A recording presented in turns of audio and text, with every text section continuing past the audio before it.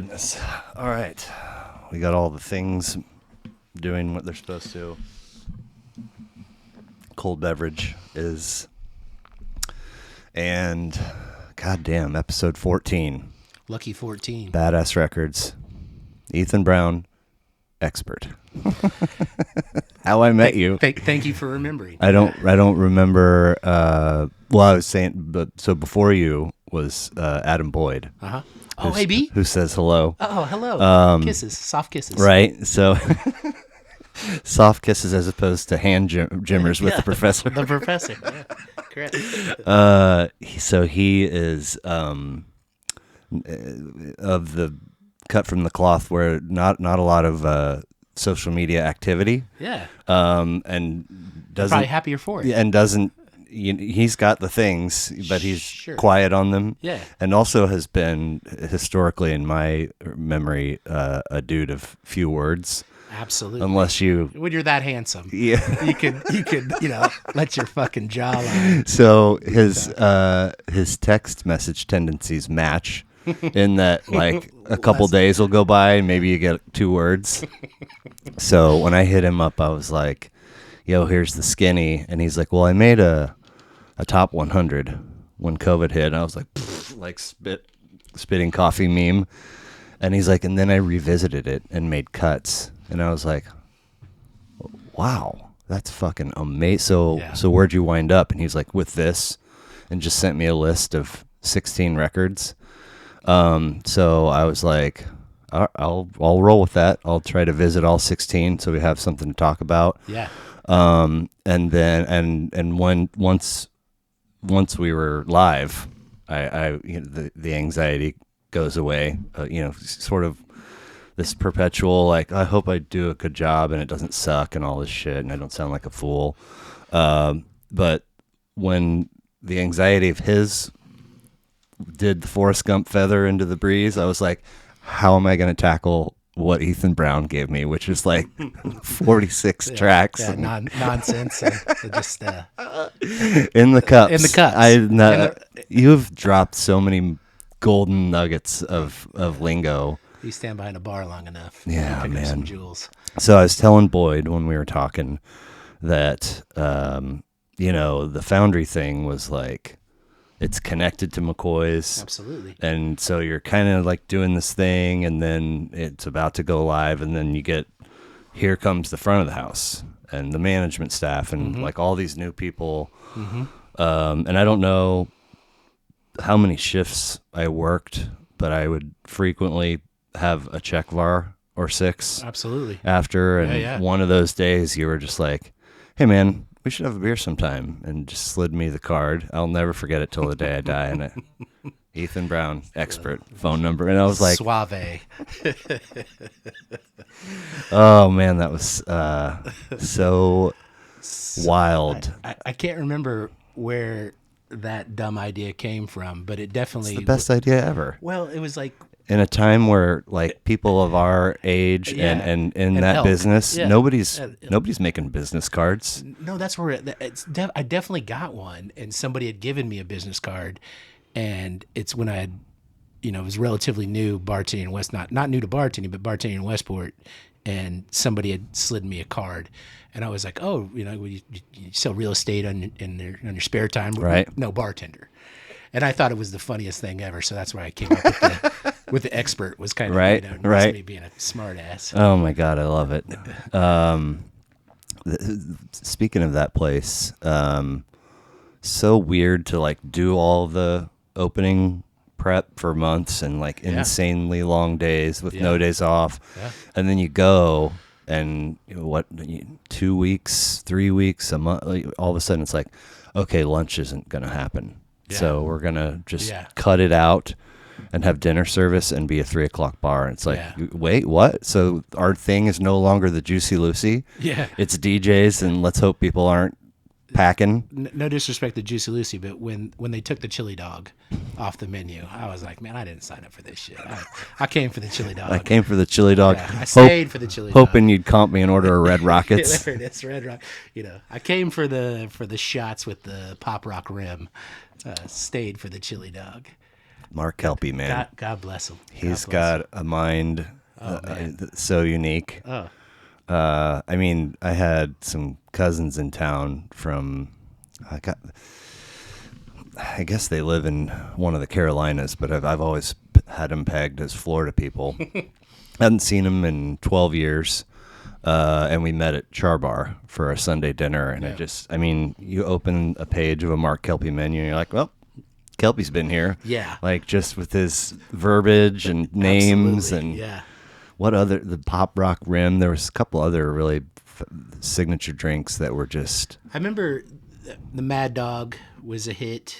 Not that there was anything flair or that we added to the Mad Dog, but I remember like people really wanting shots of fortified wine. And even in, I was in my early 30s then, like thinking this was a bad idea. I'm not the party police, but right. No.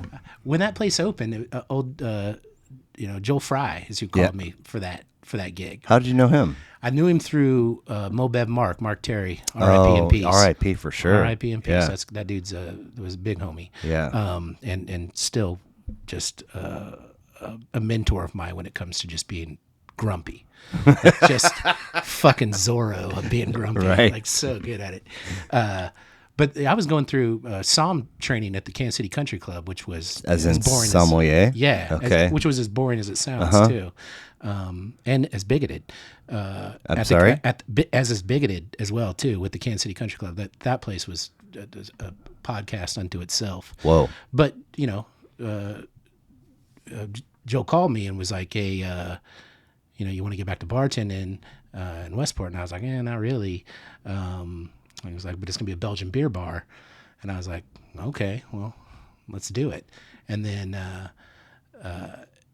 it was such an awesome experience. Like, I mean, it's being with that group of people. Like, you were there for a while, off and on. You had multiple stints.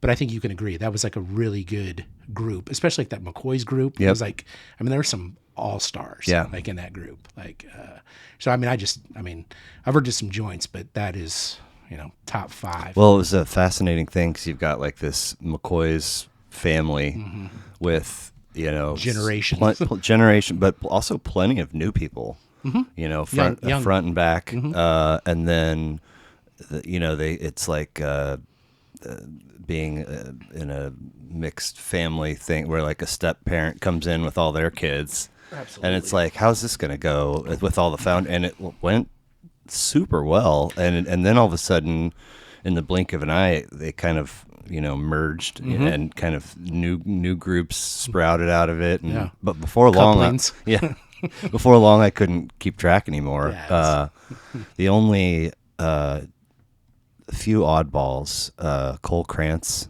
Cole, yeah. I mean, yeah, he had enough money to be weird though. Yeah, and like he got there's a dollar amount that make anybody a weirdo. He got let go for sexual harassment shit before sexual harassment was like before Westport. I know, like no. And then do you remember Nicholas? I gotta need more than Nicholas. He was like short, bald, round. Oh, yeah. He lived with Candace. Yeah. Candace. Oh, Candace. Yeah, of course. Okay. Candace introduced my wife and I and married us. Oh, wow. Yeah. Is she still down at the brewery? Yeah. Okay. She's down at the brewery. That dude, his Facebook stuff is like 31 flavors of crazy. I mean, I'm like, you need to talk to somebody, man. Yeah. I think he is. I think he's talking to the professor. You got the professor from Lost and Foundry. That's what I thought you made that up on the spot there. Oh, no. Professor was the Lost and Foundry nickname. How? I mean, what? You were smarter than anybody there. Okay. You spoke better Spanish than native tongues, like, and also like when you talk to people, and I think that this is a byproduct of that. Probably you listen, like maybe it's the writer in you, but you listen. You actually listen when people talk, which is rare, right? But yeah, and then I called you the professor because from the and one mixtapes, like, hey, the professor, because it was the white guy, And he was ill. The professor was ill. My whiteness transcends audio and can firmly live in video. Your legs are so white they could be president. Yeah, I mean it's too soon. Too soon. And then there was Todd. Love Todd. He was kind of the man over there, but he brought a sidekick with him, who was not the man. He was. I don't even know. Is that what his? Oh my god. Oh, okay. Yeah. He. One time we had like an engagement with just a morsel of substance. Yeah. And it happened to be about what's going to happen with Tony Gonzalez. And so he seemed intrigued. So I went up to the office and just like free wrote this one pager, 500 words. Maybe I shared a blog post with him that I had written about Tony Gonzalez. And he was kind of like, cool. And, just saw it just flutter to the ground. I was like, oh, all right. I thought I had the key to What's his name? Oh man, I don't know, but he was also short and bald and love nose beers. Patrick? Man, I think it was Patrick. He fucking vanished like a fart in the wind, though. Yeah, and they had tried to open up Bottle Rockets in Martini Corner there. That's right, Kelpie and James. No, I think this was Todd and what do we agree his name was? Patrick. I don't feel now. I'm saying out loud. I'm not so comfortable. But Nose Beers and Todd really had a concept thing. Like they. That's right. It was called Bottle Rocket, which to this day I think is a great name for a joint. Right. Yeah. And then Todd, he boogied to do La Bodega South, right? Yeah. Is that still around? I don't. This is about as south far as I've made it in a minute. Right. So yeah. Thanks for having me. Mm-hmm. So you were at Kansas City Country Club when Joel called you? Correct. What were some of your service industry stops prior to that? A lot. I mean, I cut my teeth in Lawrence. Okay. I did. Home of the 2022 national champion. Your Rock Chalk. But I cut my teeth there. Started at the brewery when I was 16, bussing tables, cutting grass during the day, and then Free State. Okay. Yeah, that's where when I was 14, I had snuck out of my parents, or I was staying with some friends. My parents were out of town. I had snuck out of my friend's house that I was staying at, went back to our house, took the car out to go see a girl, ended up backing the car into her neighbor's car when I was leaving. And did you boogie? I left. This was 2-3 o'clock in the morning. I didn't leave a expert card on the windshield. Let's settle this in the morning. Yeah. Call me. But for whatever reason, definitely there was a card from a police officer waiting for my parents when we got home. So I got a job at Sonic because it was the only place that would hire a 14-year-old so I could pay back that deductible. And I swore to God I'd never work in a bar or restaurant again. And, worked that whole summer for free practically. And then just never left. So 40 years later, still doing the damn thing. So from the brewery to G. Willikers, and then it was at the Hawk for a while I was back at the Hawk when it was gross. Like, not that it's someplace you want to take your grandparents, but it was sketch, and sketchy as a bar could be in Lawrence. Then I worked for the Eagles Lodge for a little while there. I had a friend who was she was the bar manager, and she had fired a bunch of people for theft, and said that she needed somebody to come in and help out for a couple weekends. And I started working there and just fell in love with those old people, like their stories, and they were just incredible. I didn't make any money, but it's Lawrence, right? You don't need a lot of money, right? So it was awesome. It was an awesome experience. And then came up to Kansas City, started working at a place down south called Erins Fun Center. I sell to them currently. Are they still open? Oh yeah, Oh, that makes me so happy. Belton. Yeah, straight Belton. Bowling, and a really nice bowling. They have that Yeah. private room, Yeah, yeah. and they used to have frickin' go-karts They had all of it. and Sand volleyball. sand volleyball. And like a little arcade. And, Yep. And I ran their little beverage program for them for a little while when my son was just born. Wow. So this is 18 years ago now. Okay. And then from there, I... Was Michelle Jockins by chance working there? No? Okay. That name doesn't... All right. I definitely remember being part of a lawsuit on camera where I had to call in for some sort of... to testify against... I mean, so many craziness has happened since then, but I definitely remember that there was something that I had to testify against there, and then I think I was asked to leave relatively soon after. Whoa. That. I mean, it wasn't that bad. No, but that's wild. Yeah, that doesn't happen at every job. It doesn't happen at every job. You're right.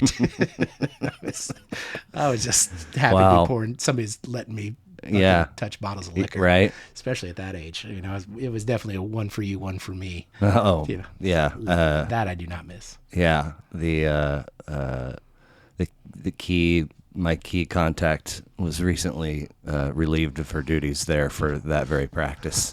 I think after 37 gentle warnings, like stop doing that. But. And then I went to Grinders, and then Grinders was my baby. We opened Grinders, God. and so did that, and that was the first time I started managing people, and then the last time I managed people until my current incarnation at Up Down. I was just gonna say, is it Up Down still? Still Up Down. It's been a minute. 7 years. Yeah, same track length as your marriage. Yeah, you got a year. Yeah, we got married. I call it the summer of Ethan. 2015 was, my baseball team kicked ass. We clinched back-to-back World Series the night before we got married. We left to the airport for our honeymoon from the parade.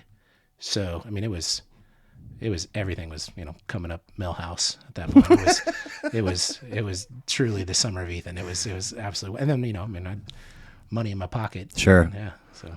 And the gig there is like drinks, a little bit of food, and retro video games, right?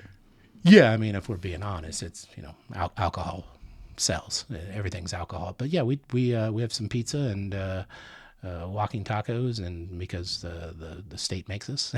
Sure. You got to sell food, and then we have vintage games. Okay. It's awesome. Do people respect the vintage games, or do they wind up under maintenance? Yeah, I mean, I don't think anybody. I'm sure there's people that come through that have some sort of respect for them, but most of them, these games were designed to be played by 10-year-olds in 1989, and not by full-grown men that are fueled by alcohol and Red Bull in 2022. So. Yeah, I mean, it's a lot of work keeping them going. I bet. Really, are there crowd favorites? Or how many games are there?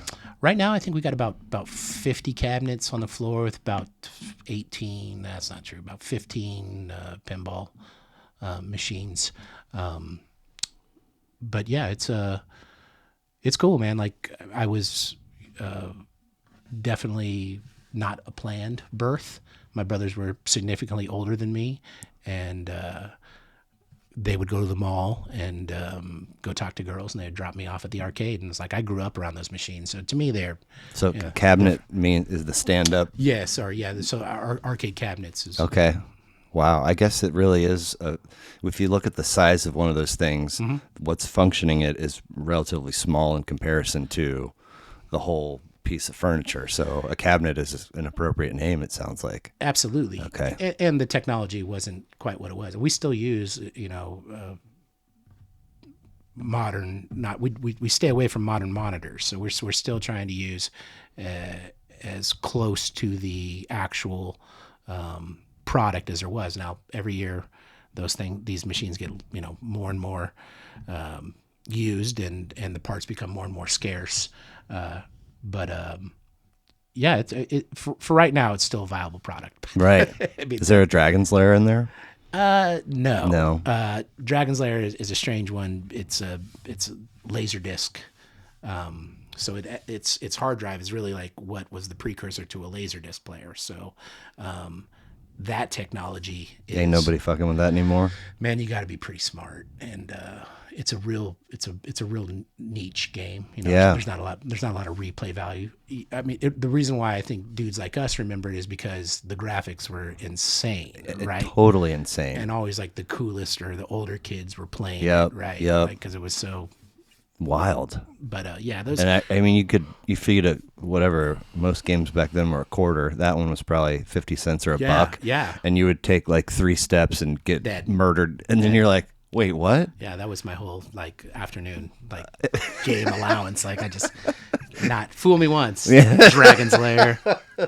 Oh, but what, I mean, like, it's so appealing. Like, I mean, such a cool memory to be like, holy this is, Dragon's Lair is like seeing that game in comparison to what its peers were at the time is what I think of every time I see an ad for a new video game. Yeah. And they show you like some insane sequence of graphics and the whole world knows that.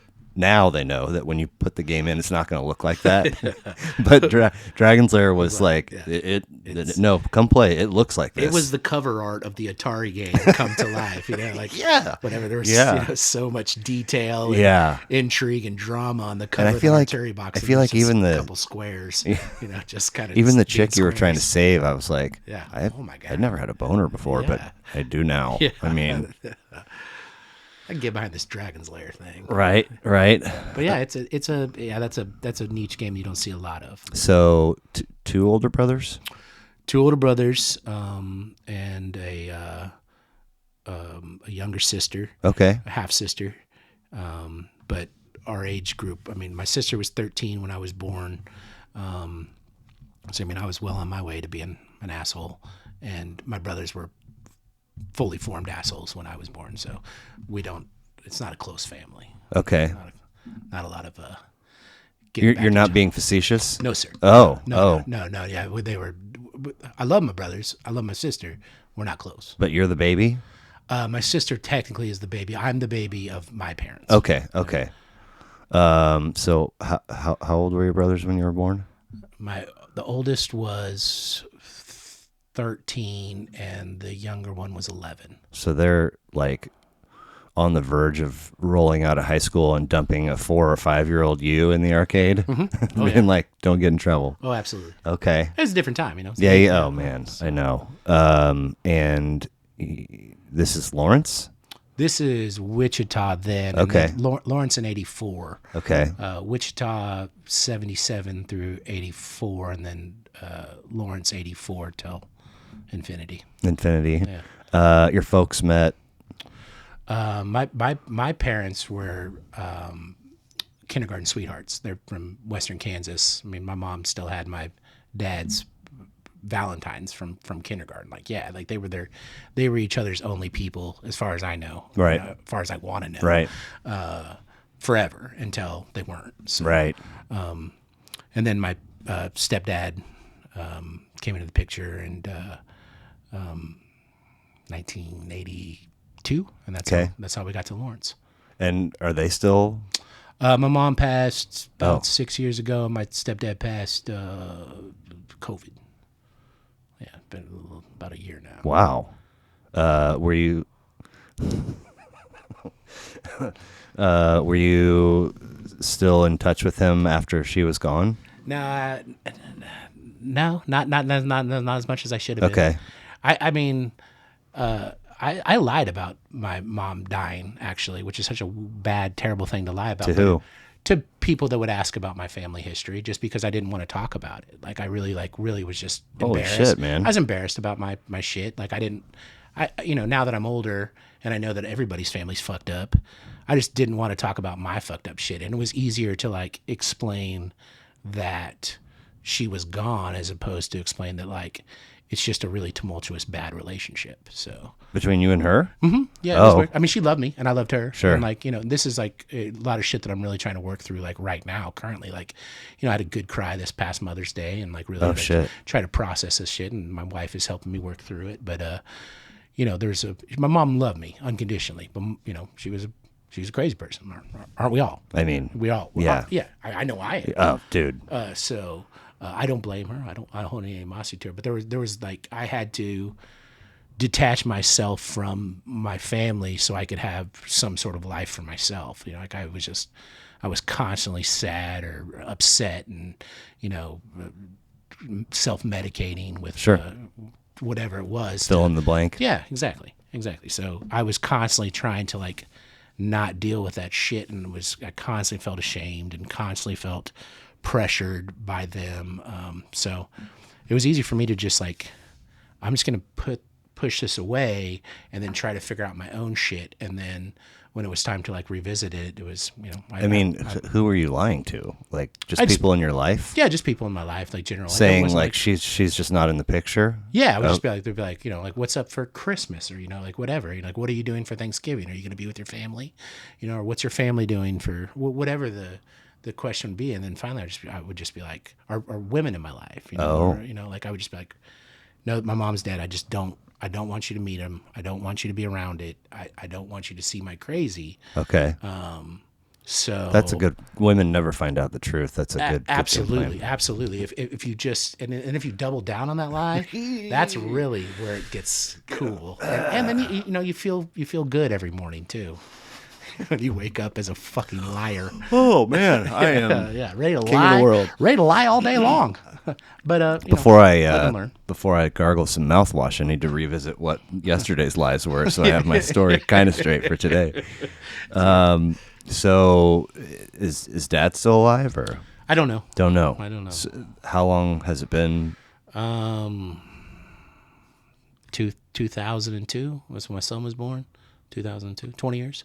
Was it a conscious effort? You're like out of this, or are you just drifting, or He was a fucking twat too. So that acorns and sucks for a trees and all that. pair of kindergarten sweethearts. You'd think they'd be benevolent and nurturing, I think that they found each other's crazy really early on, and Oh. I think and it worked. and made it work. Wow. Especially in a small town.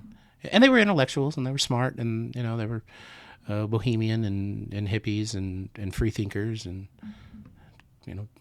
dicks.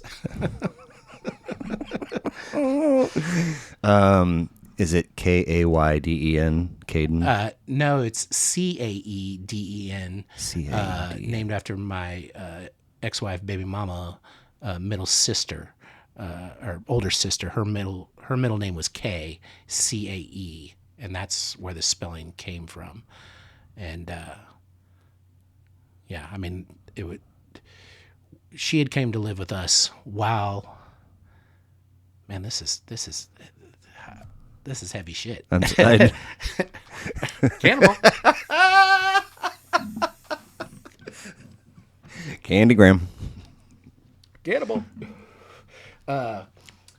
So I met my ex-wife in Wichita. I don't recall that you guys were married. Yeah. I mean, I got her pregnant, so I thought that's what you did, Sure. right? Like I thought that was the. This is like high schoolish, college-ish. This is 2001, and I'm living down in Wichita, working at a warehouse music.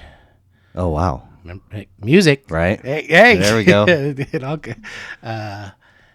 And selling shitty beer at a bar. And I met her, and she just finished up college and was going to move up to Chicago, and asked if I wanted to move with her. And I was like, anything to get out of Wichita. Was she going to Wichita State? She did go to Wichita Okay. State. She graduated from Wichita State, and had a job offer up in Chicago. Yeah, Shockers. I got wrong gesture. Yeah, My bad. that's right. That's right. I'm trying to rock out. Yeah. Don't rock out if you're supposed to keep shocking. Yeah, good advice. That's a knuckle tattoo. Don't Rock out if you're trying to be shocking. Yeah. It's a knuckle tattoo that'll make your arms tired Yeah. while people have to read the whole thing. Get my readers on. So anything to get out of Wichita, Anything to you're get out of Chicago bound. Yeah. And last moment, she's like, I'm going to take a job in Kansas City instead. And I thought, well, oh, okay, again, anything to get out of Wichita.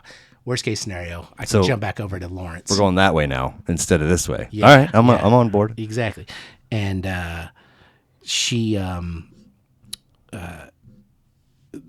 we come up to Kansas City. We have all these appointments to look at apartments, and it's the ice storm. So we drive up from Wichita during the ice storm. I mean, it's like a 7 week winter of 02. Yeah, it's like a 7-day journey to get up here, whatever it was, 20 hours, something ridiculous. There's only one place that'll still show us the apartment. It's like at 119th and Row. We end up taking it. Close to a Winstead's. Yeah. Right. And that's where I got the Erins job, because it was already that far out there. Okay. Move into this apartment. I mean, I didn't know much about Kansas City from being from Lawrence, because to me, Kansas City was, Royals and Chiefs, Worlds of Fun, Oak Park Mall, and Hooters. Right. Like everything I wanted to do was in Lawrence. Every drug I wanted to take, every girl I wanted to talk to, every show I wanted to see, all of it was in Lawrence. So I didn't cut it. That's where I would go in high school. Yeah. Junior, senior year, I can't tell you how many times. It's just a lot easier. Yeah. I discovered how cool Kansas City was, but you kind of need a tour guide or somebody to show you at least where to start. Right. Like, there's a lot of, shit you got to dig to, especially back then. But so we're living out like 119th and Null. Her sister ends up coming to live with us. The day that her sister's coming to live with us, she tells me that she's pregnant. Like, this is like 23-year-old me. Like, I have done an amazing job of keeping stress out of my life. Like, I have just and all this just like starts, coming at me very fast. Life starts happening very, very quickly. I think there's a Ferris Bueller quote in there somewhere. There very much is. Keep an eye on it. Stop and smell your feet. Yes. But so we got this fucking apartment I don't want in a neighborhood that could not be any more scary to me. It's as posh as, there was like a Dean and DeLuca before, like it was like the first Dean and DeLuca outside of like DeLucaville, wherever those things. Like, it was awful. Like, I hated it. And there's nowhere you could go get a drink. And her sister comes to live with us. Her sister's the raddest woman ever. She was with a guy. It was tumultuous. She stays with us for about a week. I have the best time with her. She's so rad. I started feeling comfortable in the house. She moves back in with the dude. The night that she was back in with the dude, she ends up offing herself. No. Yeah. God damn. With a pistol, and women don't shoot themselves. Like, that's not a thing women do. So man, it was such a thing, and like my whole life was stress free. Like, that was my claim to fame. Like, just long hair, don't care. Just it's all good. Ethan Brown, just stress free. Stress free, man. Like, that was my main goal, and so we went with Cade and. I know now that the Aidens and the Cadens and the Jadens of the world are taking it on the chin. So for that, I sympathize with my son. As a man named Ethan, I've definitely fought over my name before. Sure. Oh man. I'm rolling up my sleeves just thinking about it. You're right. Exactly. What, she got some facts of life jokes? Yeah. Let's go. Let's go. Little witch project. What do you got? I've heard them all. Exactly. So you said he just finished freshman year at KU. He did. Well, not yet, but this finals week. Sure. Yeah, he's wrapping up his first year. I've maybe met him twice, but I distinctly recall feeling like he was a very intelligent human being. Yeah, I think he is. He's focused as much as a young person can be, and he seems to really understand. If we set out a goal, he's really good at working towards that goal. And if we have to end up pivoting or changing throughout the way, he's adaptable that way. But that's he's huge. very good at like I'm like, hey brother, like let's just have a plan this entire, because my whole life was just like, yeah, whatever.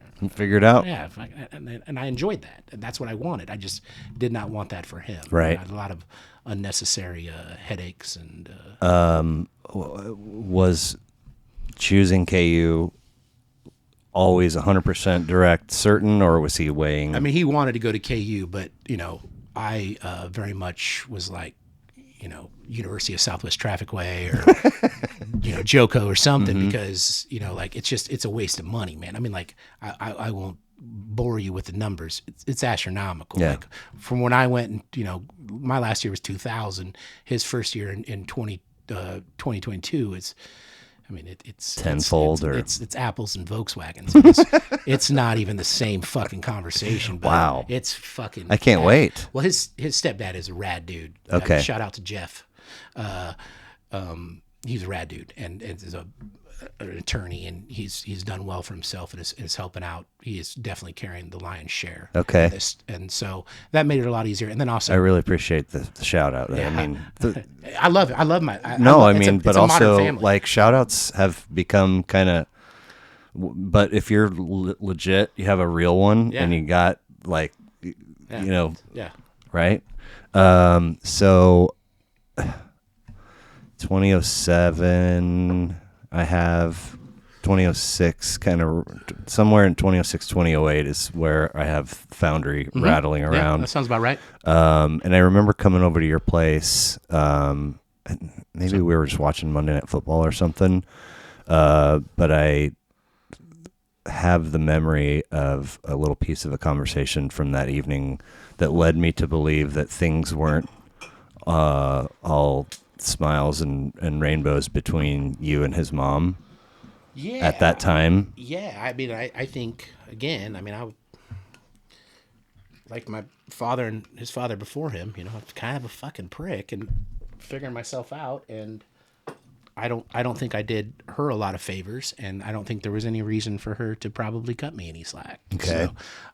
So that's 15 years ago. How have things been since? Great. I mean, okay. I think there was definitely a paradigm shift within the last 7 or 8 years where I started dealing with Jeff a lot more and Alyssa less. And I think that was probably her and I have history. I mean, fuck, we were married. Yeah. So it was a lot more personal with him. Straight to business. Well, yeah, we could have. I mean, he's an attorney. I'm definitely going to break the record for fucks. And please shoot for the stars. It might be cumulative. I apologize. I don't always swear, but it's all good. If I'm speaking, then I probably. I don't remember if it was. I mean, so many things flash before our eyes these days. Absolutely. Yeah. But a meme or something, and I want to attribute this to Kurt Vonnegut, but it's probably somebody totally different. And the line was, people swear because they don't have anything good or real to say. And I think at a time not too long ago that there was some merit to that, but swearing, certain portions of swearing have become so much a part of the language. Absolutely. That if you in a certain situation leave a word out, like it doesn't have that snap or that hit to it. So yeah. I've spent the first 85% of my kids' lives being like, it's rude to swear and you shouldn't swear, and then they get old enough and hear me on Bluetooth calls or see this, and they're like, really? I'm like, sorry about that. Yeah, do what I say, not as I do, type thing. So things shifted to Jeff. Is it because what I envision, and tell me if I'm wrong, is like communicating over the smallest, most unimportant detail can't happen without like friction of some sort, or. Well, that, and there was a lot of unnecessariness, like going back and forth, like, and he started becoming a young man. He started becoming a little more of a person, and I think there was definitely some dad work that could have been done. And I very much wanted. They moved to Paola, right, about the time Foundry opened, okay, which for all intents and purposes, like took him out of my life. I mean, it I was, mean, you didn't have wheels for a second. Like I said, when I pulled up in the Subaru, like, I mean, I'm about as anti-car as you can get. Right, I right. love public transportation. Always love public Sure. transportation. Like, walking, and if I can't walk there, do I really need to go? Like, I mean, I feel like what the for whatever reason, afternoon that became an evening that became who knows what at Chez Charlie, being served drinks by Jessica Kyle Murray, where apparently people were really surprised at how much I was greenlighting and promoting the use of LSD, and they're just like, "What's wrong with you?" I'm like, "Well, I don't." What do you mean? Is it not everybody's on the same page? It's a fantastic drug. What are you talking? But I remember either the comings or the goings of that. Like, you had said, "Yeah, I'll walk over there," and then I was like, "It's a funny thing to say." And then I like actually saw you walk. I was like, "Oh, he's getting around on foot like our ancestors." Yeah. So that, man, yeah, effectively takes him out. Yeah, and I don't think that was intention on their part. Right. He was opening a law practice in Paola. Like, there was a plan. It wasn't, fuck dad. Right. Is that like Olathe-ish? I can never. Oh no, man! It's like 15, 20 miles south of Pleasant Hill. Oh, okay. Or not Pleasant Hill. I'm sorry. Spring Hill? Spring Hill. Okay. Thank That is you. not a stone's throw. It is not. I mean, it's 45 minutes, 50-minute drive each way. So that's a big ask, for the casual weekend girlfriend with the car, or even the downtime homie to be like, "Hey, man." And they did what they could. Again, they didn't shut me out. But I mean, I definitely took a seat on the bench, and I got really jaded about that. Like, there's a reason how why. could you not? I mean, there's a reason why I stayed bartending, right? Like, I mean, I could have been somebody. But I stayed bartending so I could be with him during the day. And my thing was always like, I'll stay with him until he can communicate and he can tell me what's going on, and then I'll let him go to daycare or childcare, whatever it may be, whatever the next step was going to be. But then I got fucking selfish. It was such a part of my life. I just loved being with him. I was like, well, I'm not giving him up. I'll just, I'd rather him hang out with me. Right. And then, I'll work at night. And, that worked while we were together. But at a certain point, it didn't. There's something about being in a bar every day of your life, especially at that age, that's not conducive to, being a good husband. Don't I know? Yeah. But I love my son, Yeah. I love my son. I was my partner and still is, So he gets taken out. How long is that feeling, or how long is that the reality? Like, for probably 4-ish years. Okay. I don't know, that was kind of a blurred sure. time frame, So especially he's with minimal fatherly duties to keep me grounded. And so when it shifts away from that, he's not like 13ish or a teenager, so like when they definitely ask, when Jeff is like, "Hey, man," like, when he's starting to get to a point where he's talking back, he's testing his boundaries. He's being a young person. He's seeing what he can get away with, and so I think he's probably about 13ish, 12, 13 at that point. And then he comes to stay with Tara and I, and we're living above Buzzard Beach. And bullshit. Well, I mean, that it's not Buzzard. I say above Buzzard Beach, but above Westport Saloon, the third story of that place over there. That's where I went. Like, that was my Nick Cage place. I was going to go there, and I had 4 years to get him to college, and then I was going to, leave in Las Vegas again. Bro. I mean, you got to have a plan. Right. Be working towards something. Yeah. Always working towards something. But, then I met my wife, and, had a change of heart. But he was coming, staying there. That definitely was not a place for a young man to be, regardless of how much we spruced it Tiny up. town, or It was just, we were Space. right in the middle of Westport, Yeah. in an old ass building. He was staying. We carved out a little room over in some overfill of Buzzard's storage.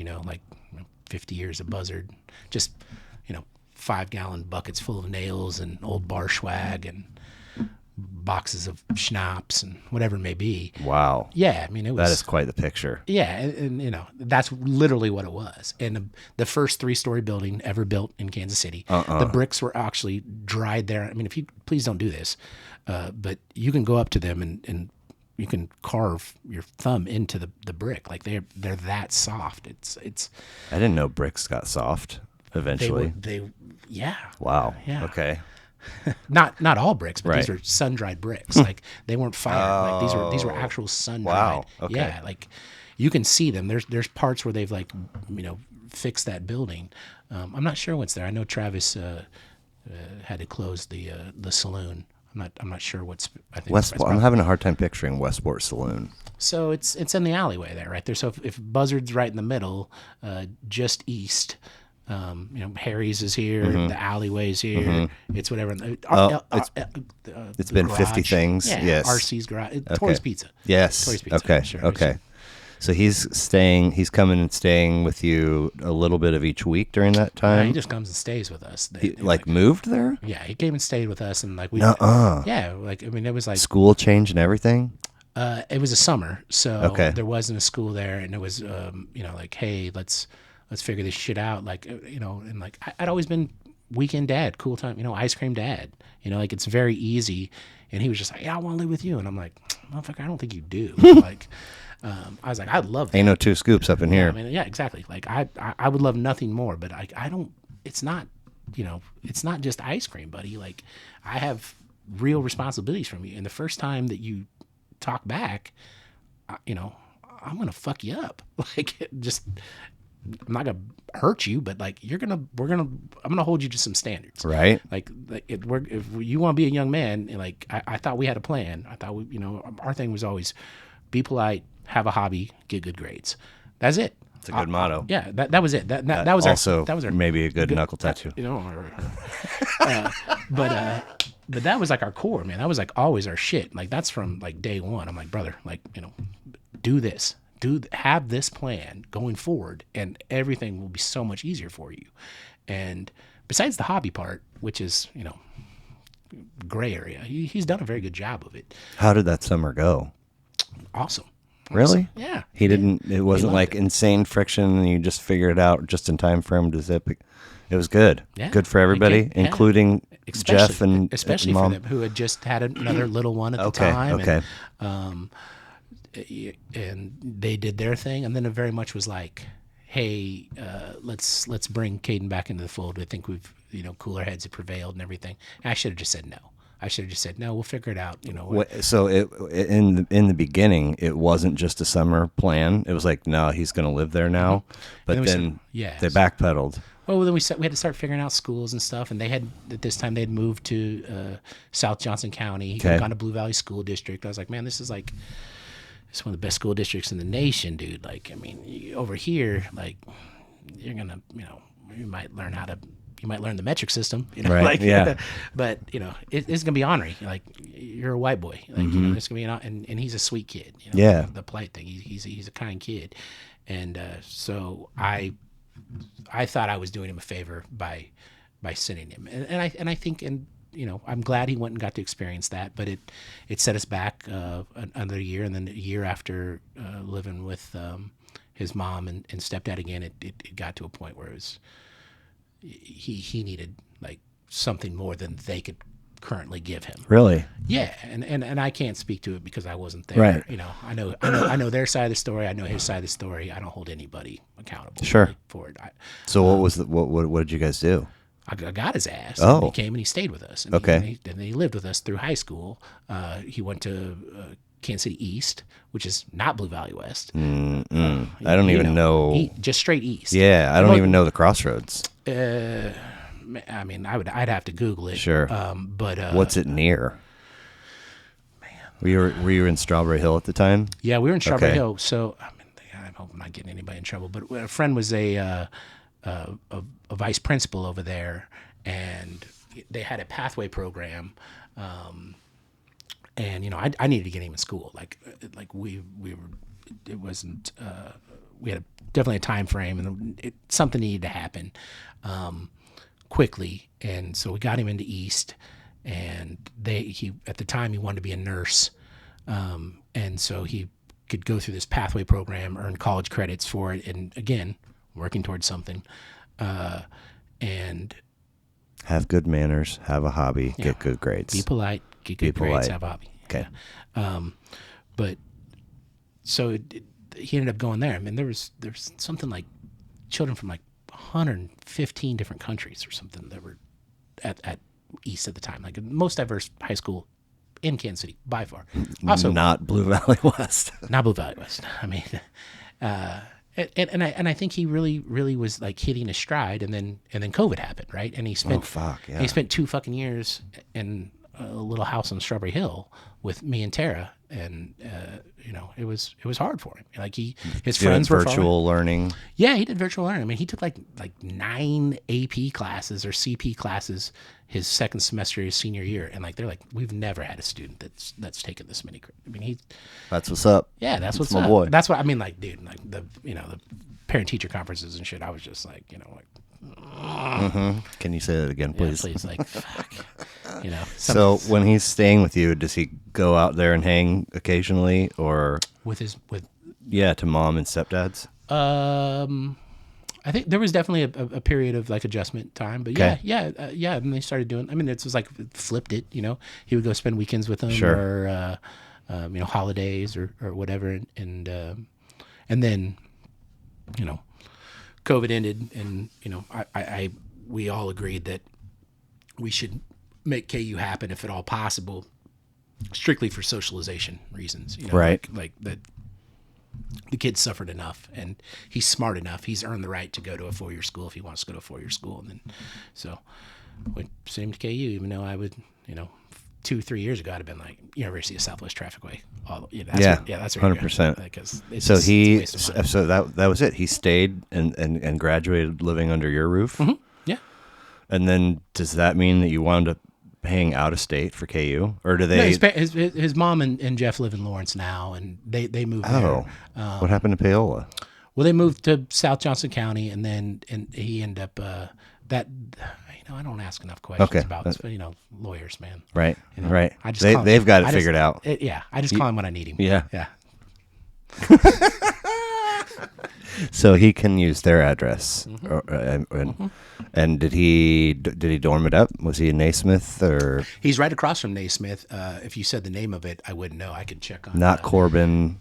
It's where Oliver was. Oh, but it's okay. on the other side of Oliver. It's, Okay. It's very nice. It's new, and his first semester he actually like worked in the cafeteria. Oh, wow. It's like a quad thing. Yeah. And it's a couple dudes that he knows that went to Blue Valley. And so He ended kept some friendships. Yeah, some good awesome, ones. Awesome. Some good ones. I think he definitely like And did trimmed he some fat. And, Have some homies from East too. not that are at KU that I know of. He definitely has some friends that he's still in contact In contact with, Yeah. yeah, that's what I mean. The problem he got 1 full year of East in person, and then 2 years of in person. 2 fucking years online. Wow. Two full years. I mean, they started going back in person, but like at that point, I was like, just balls deep with COVID stuff at the bar, and we were driving. We didn't live anywhere close to East. Fuck, we lived in Kansas. Right. I was just like, hey, can we keep remote learning at the time, and they were good. They worked with us. That's cool. Yeah, it was cool. So now all the relationships are like. I think so. I mean, I can only speak to my end. I know, but I mean, I feel good. There's not situations you have to tiptoe around. I mean, he and Tara get along ish. They don't fight. I don't know, dude. Okay.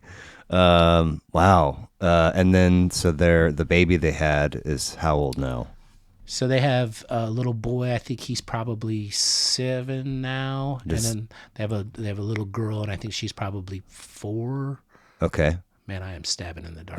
But I'm curious. Does Caden have any kind of? Is he interested in them as humans? Okay. Yeah, and I think there was definitely a selfish period, but they're finishing up finals this week, trying to figure out a time where he can come up and stay for a while. But his mom is going to Italy for a while, and he was going to go and spend some hardcore time with his brother and sister and her before she leaves. So I think he understands that, Cool. being a big brother is an important hat that he wears. So you said when they did move to Paola, being without wheels, significant ask for a girlfriend or a homie. Fast forward to Tara coming into your life. I would assume that she's made some significant contributions, time and energy wise, Absolutely. and Absolutely. just a lot of. I would assume a lot of gratitude and thanks for that. And Absolutely. how it's one of those deals where, how would you have navigated that all by yourself? I would have, especially emotionally. But yeah, I mean, I think being a step parent is I'm not a step parent, but I had step parents that I loved, and I have some amazing, Tara, my wife, being a step parent, Jeff being a stepdad. Like, it's a thankless fucking job. If you do it perfectly, I think it's at the top of the thankless job list. It's up there. It's really, really up there. So, straight up hats off to all the That's awesome. step parents out there that are doing the damn thing. So was he? Was he along for the ride towards this national championship? Is he interested in that? Or? Oh yeah, Okay. I mean he's his father's son. Okay, For sure. Excellent, For nice sure. work. Yeah, absolutely. That's so fun. Yeah. I feel like. Do you remember the Great Space Coaster? It was Cartoon. Pinball machine. No, it was a show. Prostitute. Ronald Reagan. Yeah. Things Mike Cox says. It was a television show that would air maybe in the morning. I remember Sesame Street and Electric Company and the Great Space Coaster, and it was like, I remember that. Get on board, step inside, going for a magic, and it was like kind of animated, but maybe also with puppets and then real people. Yeah. But really the intro song is what stuck around, and it was a PBS. It was educational. Yeah. But it just occurred to me in getting ready for this that I feel like every text exchange with you is an episode of the Great Space Coaster. In a good way, I hope. The best possible way. Yeah, I'm a ding dong. I mean, I don't have correspondence like that with anybody else. It's just, I definitely knew I was going to lower the bar.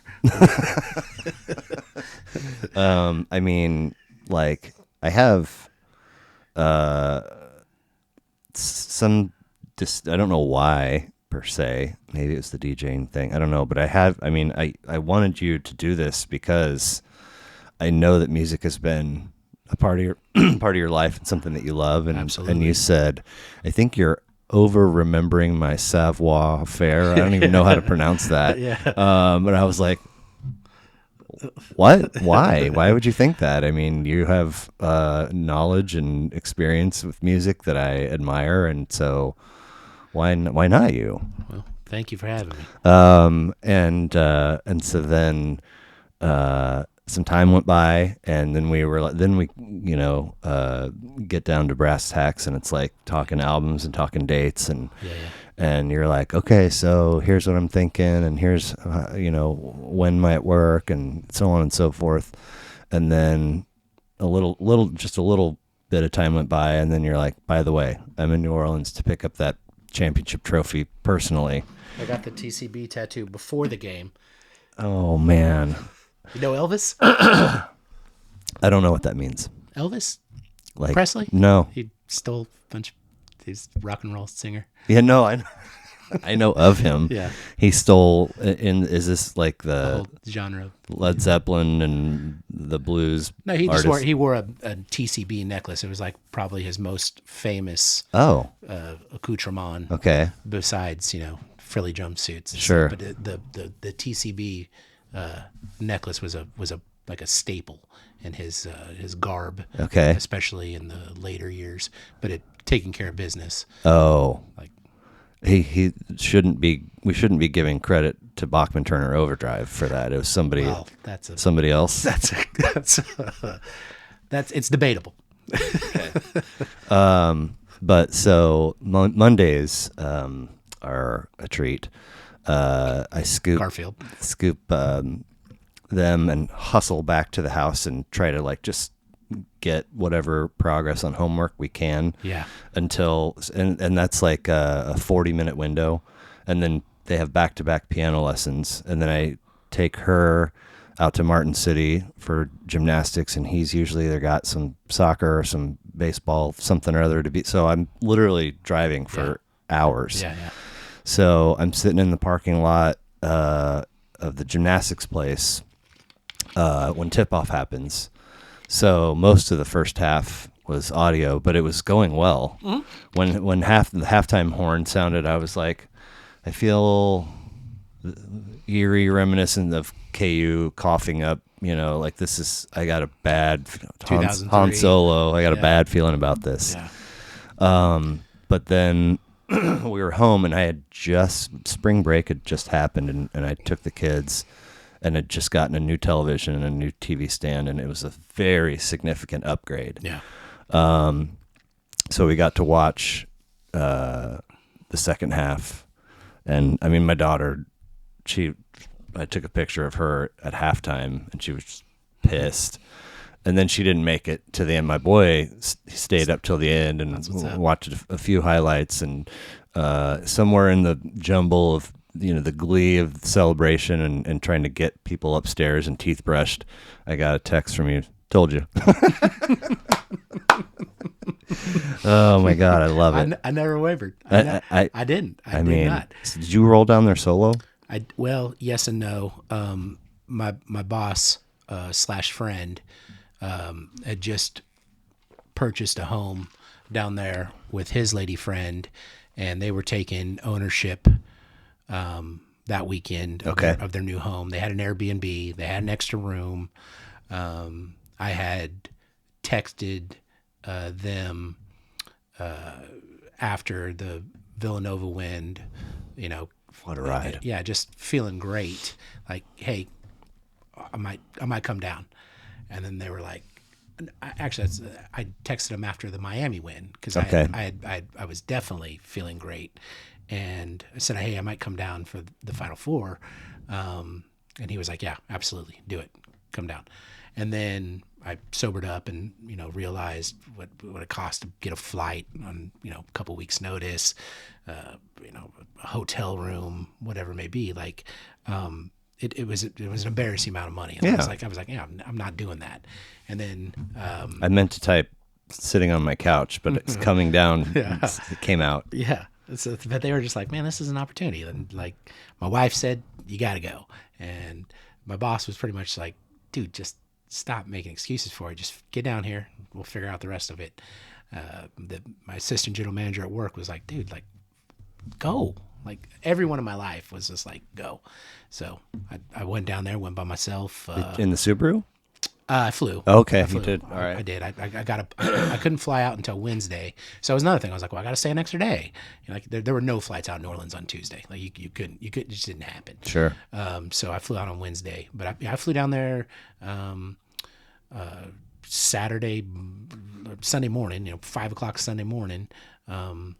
And, got there around noonish. They picked me up in the quarter around 4 or 5 and just did it. And I woke up the next day, like just knowing that we were going to win a national championship. Like, and I am the most pessimistic sports fan.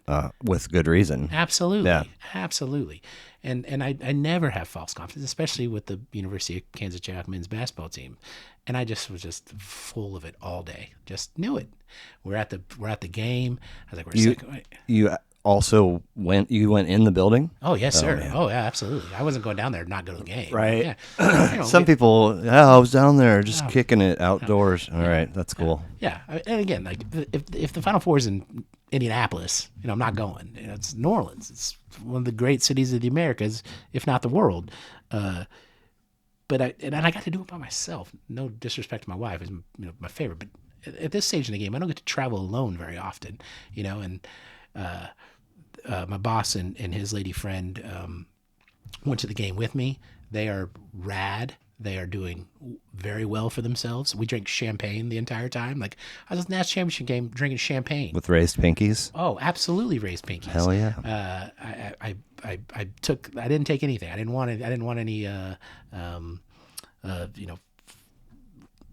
souvenirs or what have you. But I took one of the last crafts we had of the champagne just to remember that, like, how bougie is it to be at 504 drinking champagne. But I was talking shit the whole time. I don't know if I was talking shit or talking confidence, but I was like, second half team, like the first one, 80's going to win. And I'd never wavered that this wasn't going to be our game to win. Dude. And so, I mean, like, I guess that last, when Harris stepped out of bounds, there might have been Paquito. Professor. How you feeling? Más o menos. Asi. So hilarious. that was it, though. And it was just for a moment and then gone. And it was so much fun. I mean, I was singing the fight song and the alma mater. And I took my shirt off and, Boys Gone Wild. I mean, Fat Boys Gone Wild. When in New Orleans. Oh, my God, man. And then, I mean, when the game was over, did you just go home and go straight to bed? And well, I think that was. I mean, I was getting up every morning around 8 or 9 o'clock. I mean, I'm probably over remembering that. It's probably closer to 9 or 10. But I was getting up every morning and trying to be a person. So yeah, I was very much tired. And they were such good sports and such good hosts that I was so full of joy and champagne, right? That I was happy to. We stopped at a bar walking back to Frenchmen. They live over. I can't think of the name of the neighborhood exactly, but we stopped at a bar on the way over there, and I did a shot with a stranger, and that's all I needed. Perfect. That's perfect. Yeah, perfect. Ethan Brown. Exactly. Nightcap. Exactly. I mean, huge ask or gift, depending on your perspective, on your wife's part. Mm-hmm. I mean, to say. To give you the blessing, mm-hmm. but also to encourage you to go solo. Yeah. Because as fun as it might have been with her, it's real. You said I was so full of joy. I mean, it's really hard to, whether it's a concert or a huge sporting event like that, mm-hmm. to sort of, table your own joy and, like have that compelling feeling to explain mm-hmm. why this is whatever that could happen 100 times in a tight basketball game. Absolutely. So I'm really happy for you that you got to do that. Thank you. I appreciate it. My boy, I mean, in like 3 weeks maybe, he's in this really odd space where I mean, he's 3 years younger than his sister, so a lot of his life has been mimicking and trying to like live up to her expectations. And oftentimes sometimes she embraces it, sometimes but anyway, I mean, like the day that I've made one boomerang on Instagram. Okay. Where it's that I've made one, and it was we took her training wheels off, and she's kind of just into the curb and crashing, and like I turned around, and here he came zipping out of the garage on a training wheelless bike, and I was like, "What the fuck are you?" And he was just no fear, just rolled up like, it's like 1996. We going somewhere? I'm like, so everything. He started honestly being able to hit hoops before her. Yeah. I mean, she's the two-handed set shot, and he takes everything down to his right knee. And so I'm not kidding, the last like 2 years I've been trying to coach that out of him. Just I preach technique all the time. Sure. And sometimes it works and sometimes it doesn't, but he had his first season of hoops pre-COVID, and he was okay, and then we didn't do any, and then he had a season just recently, and I'm not kidding you, 50% of his team's points every game, and they were getting demolished, by the way, but 40 to 19 was an average stat stuffer. But I mean, he would have like 10, 12 points and a couple of boards and a couple of assists, and like when the last game of the season, several people were like, "What's up with Michael Jordan out there?" I'm like, anyway, point being, I just immediately go to a place of gratitude because by the time I was in middle school, I had shed the detective trench coat of playing He Said, She Said, the go-between for my folks. Yeah. And my dad's got 2 kids now. It's not happening. Yeah. And it's been replaced with how can I don't know how to make that not happen, by the way. How can I minimize the tension and the friction For your own well-being. Yeah, As much as anything. Well, and it was just like, I think I was first getting a look into the lens that was the heartbreak that my father experienced and things not working out for them, and like how do you swallow that pill and truly love your current spouse, and try to not shed light on that feeling or experience. And my mom, I mean, dude, like I constantly helping out with stuff at her house, just being a good person, helpful. And she, the memory that I have is her literally slamming the receiver of the wall-mounted phone in the kitchen, after who knows how many cuss words, just this uncapped anger, which I really hated. So anyway, by the time I'm in 7th grade, it's if anything comes up that has a price tag, it's tell your daddy's got to pay for that, and ask your mom how come. What about child support? Da da da. So the opportunity to go to KU basketball camp bubbled up, and I was like, "Fuck!" Like what year? Larry's last year. 88. Yeah. So I'm like, God, I want this so bad. I can taste it in my mouth. And I wasn't a baller, but I felt like this could at least be a small injection of confidence and technique, hopefully. And they went for it. And I went, and it was, I learned that ankles and knee pits also sweat. Everything sweats. Because it was, 5 a.m. Yeah. And we're dormant. 5 a.m., breakfast, drills all day, or lunch, and then more drills, dinner. Young kids got the short end of the stick, too, if I remember correctly. Like the younger you were, like the earlier you had breakfast. Probably. But they would come around with a bullhorn. Oh, yeah. You know. And then you got put on a team. Yeah. So after dinner, you go play games, and then every night you'd order pizza. And if you made it to 8:45 with your eyes open, I remember part of every day was fingertip push-ups, sometimes in the asphalt in Lawrence in the summer. Oh yeah. And then I went again next year. It was Roy's first year, so that's like one of my biggest. That's nice. Oh yeah. So anyway, he started having the season that he had, and I was like, "Fuck, how awesome would it be?" And I looked it up, and if you're going to be a third grader in the fall, that's the youngest that they will. And he has a homie that, they are Forrest and Jenny. And his folks were like, "I don't think so. Just maybe next year. It's too young to do an overnight camp, and he's got some anxiety with departure, So I was like, "So that's not going to happen, buddy. But if you wanna roll, roll the dice and wind up with a stranger." And he's like, "I want to do it." I'm like, "Yes, okay." We'll see how it goes when he gets dropped off here in a few weeks, but I couldn't be more excited than for him to get kicked out of the end of that 5 days and come home with I'm hoping just a little bit more confidence. Yeah. You know, I don't expect he's going to be doing free throw line dunks over his old man's head, but just, you know, moving the ball a little bit, having, you know, there's this whole, like we've talked so much before I began talking, using the word technique.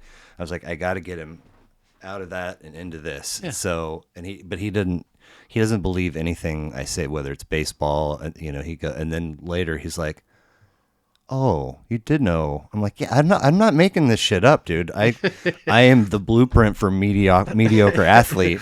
So if I'm giving you tips, it's because I want you to be a smidge better. Yeah, exactly. So I'm just really excited. Like, dude, I mean, he's 8. He's going to go. Oh my God. Yeah. He's going to go stay overnight for 5 days in a dorm in KU and get put through the fucking ringer in the That's incredible. yeah, I can't wait. I'm stoked for him. Yeah, I mean, I hope it's a really good experience, and if he wants to do it again next year, you know. I think I was 10 the first time I went, and it was, I think, Roy's second year. Okay. And Lincoln Miner was my shooting coach, and I blame him for stinking Lincoln. The worst fucking. I think he did what your son did. He was. What you're gonna want to do is get down around your knees. And Act like you got a bad case of scoliosis. yeah, fucking. Act like you can't hold the apple crate. Yeah. Quite. So yeah, Lincoln Miner's why I'm not playing in the league. Right Well, I mean, don't get me wrong. I didn't come home to like scouts, sitting. Little did I know that my sports career was really going to dovetail completely because alcohol and tobacco and drugs and women and driving and music were going to totally just. Yeah. We got Much like more one attainable. One of those arcade games with the claw. Yeah. You know, it's like all the things you've been doing forever are now gone, but we're going to replace them with a vast blackness of no memory and sadness. So you should be fine. Just a time suck. Just time suck in a bottle. I got to pee. Yeah, me too. So let's do that, and then we'll talk together. some music. Yeah. Hand Jimmers with the Professor. Hands Back in forever 10. All right. So early music memories, childhood.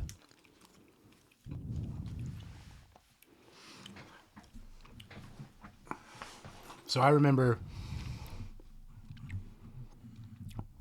like, my earliest, saddest music memories are like my father being out inside of some sort of watering hole and leaving me in the car and listening to his tapes. I remember, like, a lot of like late Doors and some Stones records and stuff. But my earliest, like, me finding my way with music would be when my parents would go to work and my brothers would be left to get me, you know, around to whatever, if it was just feed me or get me to the bus stop. But that's when they would pull out their records, and because, you know, there was just one. We didn't they didn't have turntables in, you know, our bedrooms then. We're poor Right. kids, and there's one turntable, right? So, you know, they're not playing their records during when the family's around. And they'd play a lot of, like, you know, Houdini and Cool Herc and Grandmaster Flash and Whoa. yeah, like some like you know, Is Midnight this Star. Wichita? Uh-huh. Okay. Yeah, we're in Wichita at the time, but, like, you know, like they were, especially my oldest brother. He was really, really hip to rap and hip hop, like, really, really early on. And, like, This like early 80s? yeah, man, this is like 82. I was gonna say 82. 82, Okay. 83. I'm like 5, 6 years old. Like, and I remember, like, it being a thing because they would have to, like, get the records from under their bed or whatever. They weren't like where the rest of the records were, right? And to me, it was punk rock. I mean, like, Yeah. for lack of a better term. Yeah. Like, it was dangerous. It was. I knew we were doing something we weren't supposed to be doing. I didn't know why we weren't supposed to be doing it. To this day, I don't know why we weren't supposed to be doing it, except for that, you know, it was predominantly, you know, black music. Yeah. But doesn't seem like a very good reason to not to hide it. Right. Right. But yeah, I mean, so, like, I mean, my brothers were playing, like, Misfits or, you know, Buzzcock records, I'd probably be way more into punk rock music. But Right. but to me, that that memory of like hip hop and rap being like kind of counterculture and like something else, something away from the norm, and that was always very very appealing to me. So I naturally gravitated towards rap music from like the beginning. Wow. And I mean, I was gonna, if it wasn't 197 degrees out, I would have wore like a full on like, Adidas tracksuit for you, like just give you the full white boy experience. Like I remember like 1989, the cafeteria at Deerfield Elementary, and my buddy Adam Welch coming in with the first licensed ill tape, and like just being like, holy shit, What is this? yeah, this is different. And I'm sure you've had plenty of people on here talk about Beastie Boys. Not much. Really? Paul's Boutique comes up. One of my homies from like 5th grade, Licensed to Ill, was the record he chose. And when we were talking about that, I was like, so much happened in '86 for me. I mean, we moved back to Kansas City. My mom got remarried, went to Atlanta for 3 years, and that marriage ended. We come back, and we're like living with friends of hers. Like we lived with one friend of hers and their family for a minute, and then moved again. And then my mom got a job in a house, and I mean, the Royals win the series. License to Ill comes out. Let's go. Space Shuttle Challenger happened. I mean, so much shit happening, and it's Absolutely. like that was such a trademark window of time, and who knew? We talk about not really having license to be the sports fan optimist in our world, but who knew that we were in the Sweet spot. We were in we were sort of in the rock bottom of Chiefs fans. I mean, in '86. Oh boy. And then to go to the 2019 season, and 87 gets on the mic and says, "You got to fight for your." I was like, "Oh my god!" Yeah. It all full circle, man. Yeah. I mean, that's wild though, because I feel like a lot of us white boys that have our introductory period to hip hop and rap happens a little bit later than it happened for you. You were, and I think I took some lumps for that too. Like I mean, I definitely, mean streets of Lawrence, Kansas. Let me tell you. But yeah, I mean, I wore my hip hop on my sleeve. Like I loved rap music, and like I mean, there was definitely a lot of times where, again, and rightfully so, I am still just the white boy who is in love with, predominantly black culture. Right. Not that I just love the music. I mean, I'm literally, brother, like I'm telling you, like, 5 years old, and like these really are like my first music memories are like, wow, are these break beats and like these horns and rhyming and it was just I loved all of it. And then on top of it, like I wasn't supposed to be doing it. Like what's fucking cooler than shit you're not supposed to be doing? Right. It was the most punk rock thing.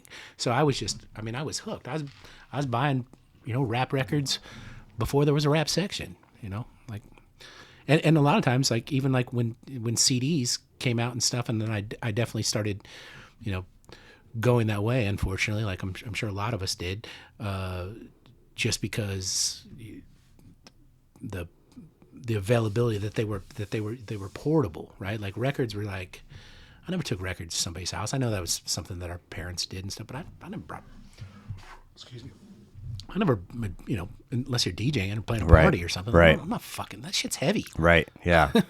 I keep having these bizarre experiences just here in just the last handful of months where some random thing will come up, and then it'll come up again, and then it'll come up again, and you can't not be like, what's up with that? So I don't know if you ever met Elwin Grimes.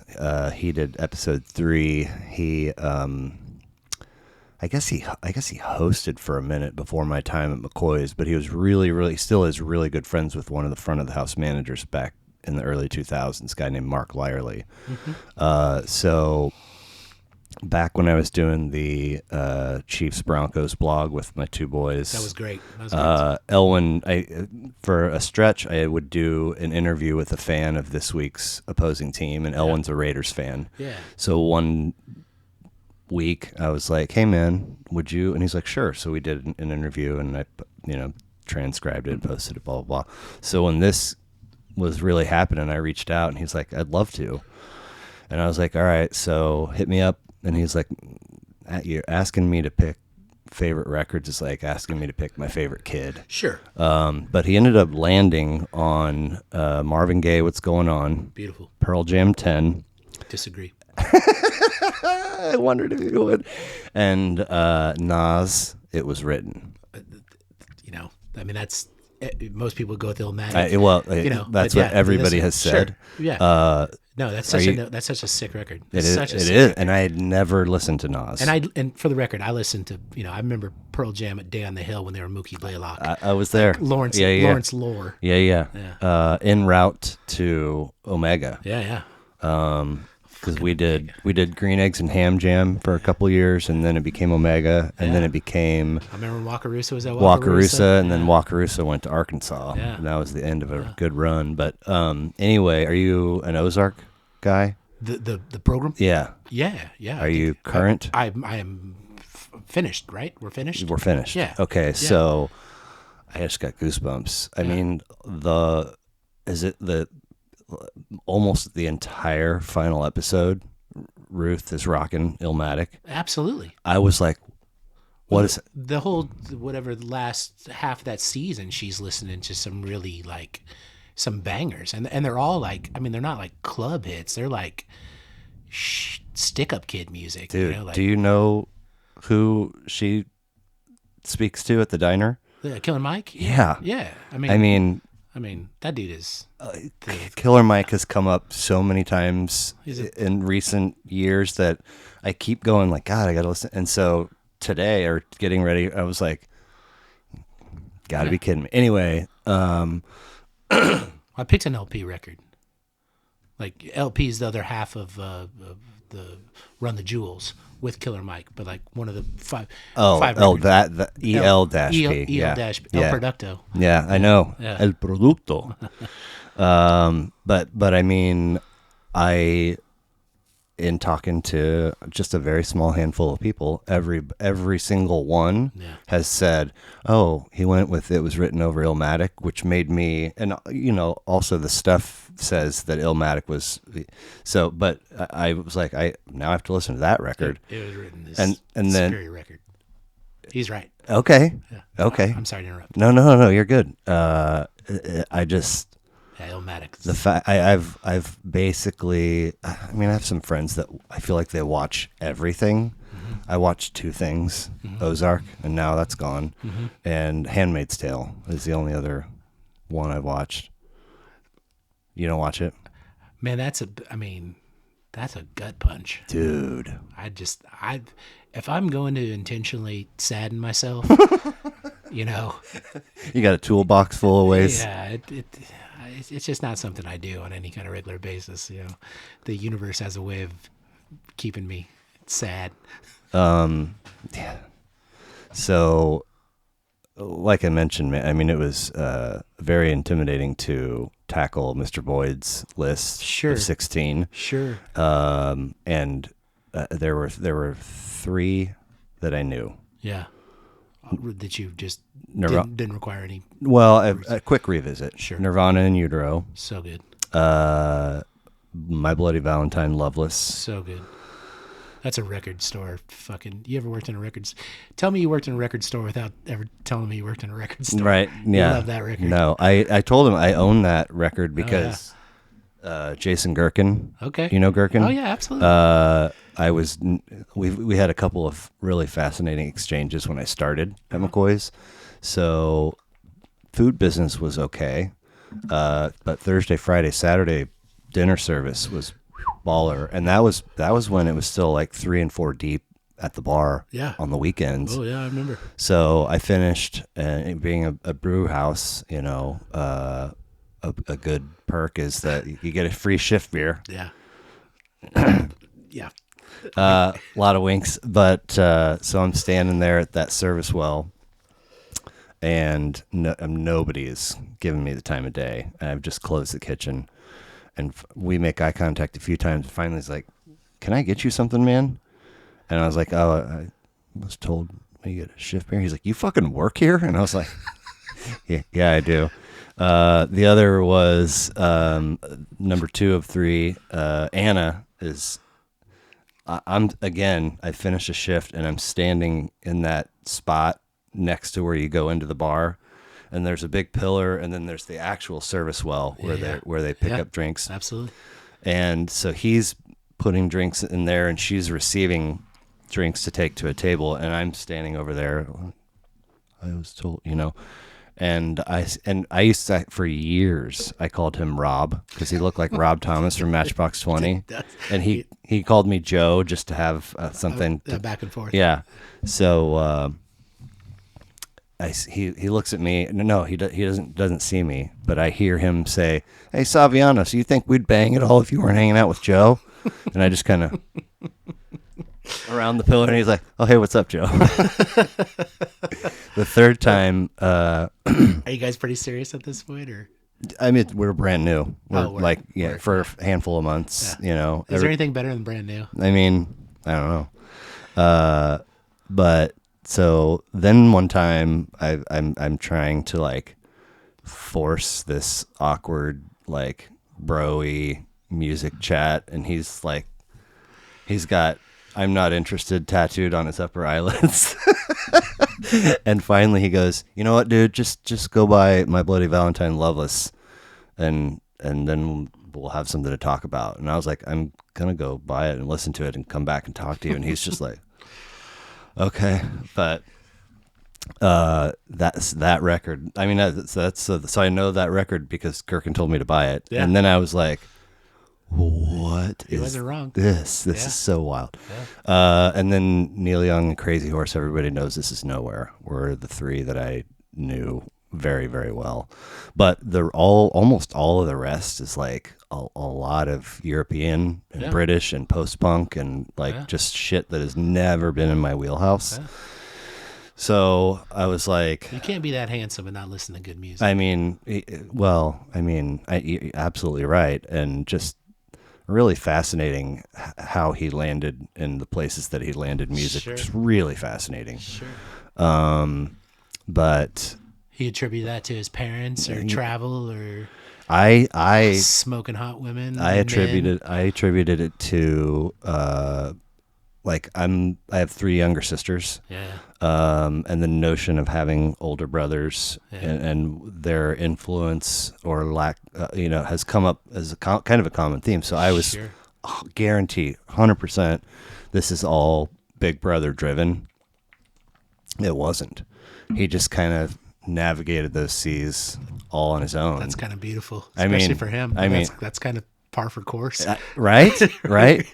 And in the middle of it all, he's like, "This is so weird and so awkward." And I was like, "What do you mean?" He's like, "I mean, you're telling me highlights of the things that I love and agreeing with you." It just feels, but your shit, dude.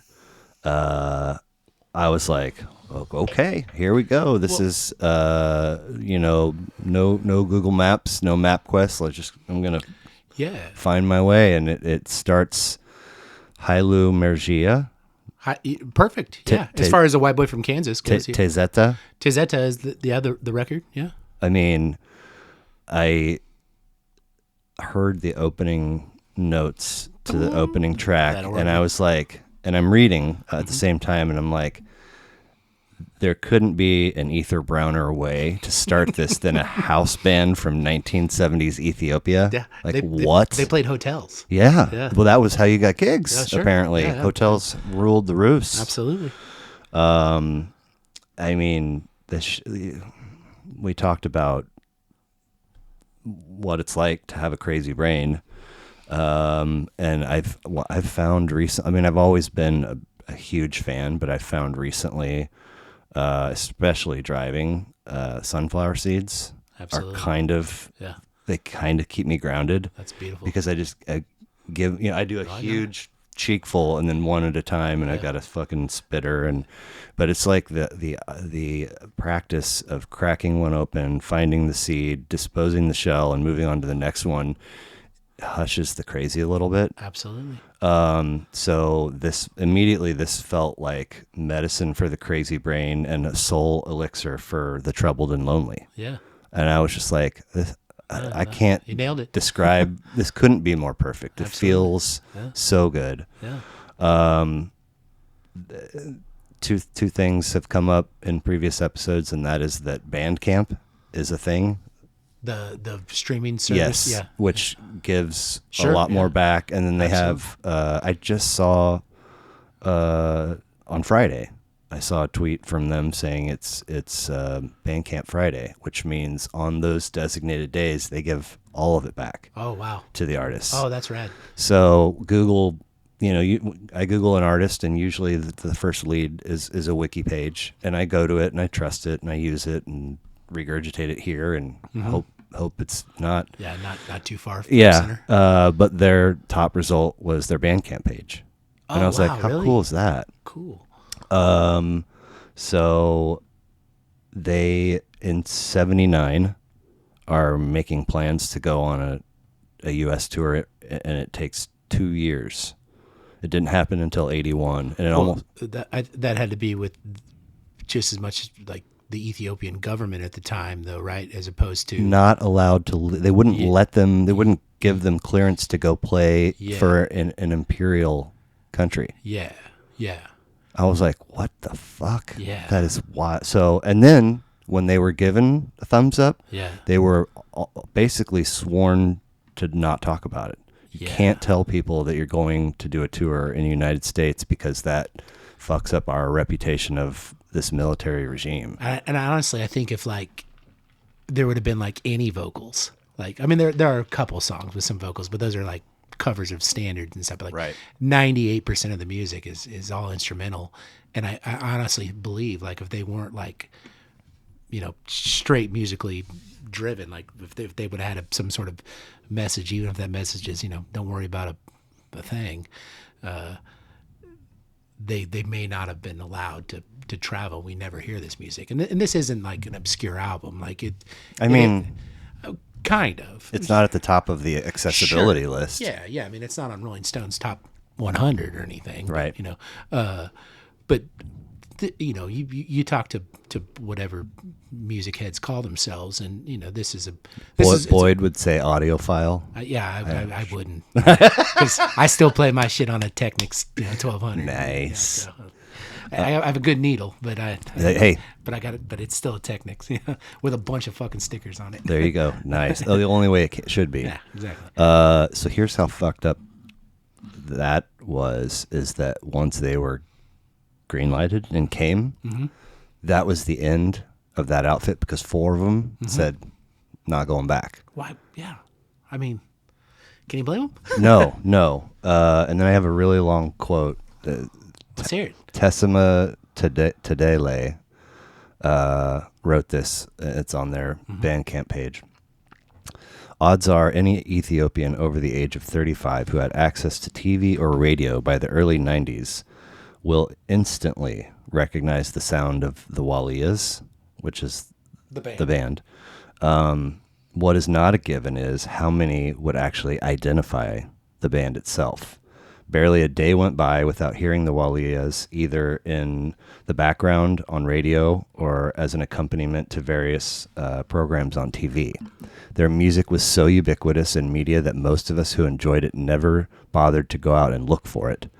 Gradually, they started to slip out of public consciousness by the early 90s when newer works were favored. Only then did those of us have a feeling of a certain sense of loss begin to inquire about that music from TV at record stores, trying to finally seek it out for the first time.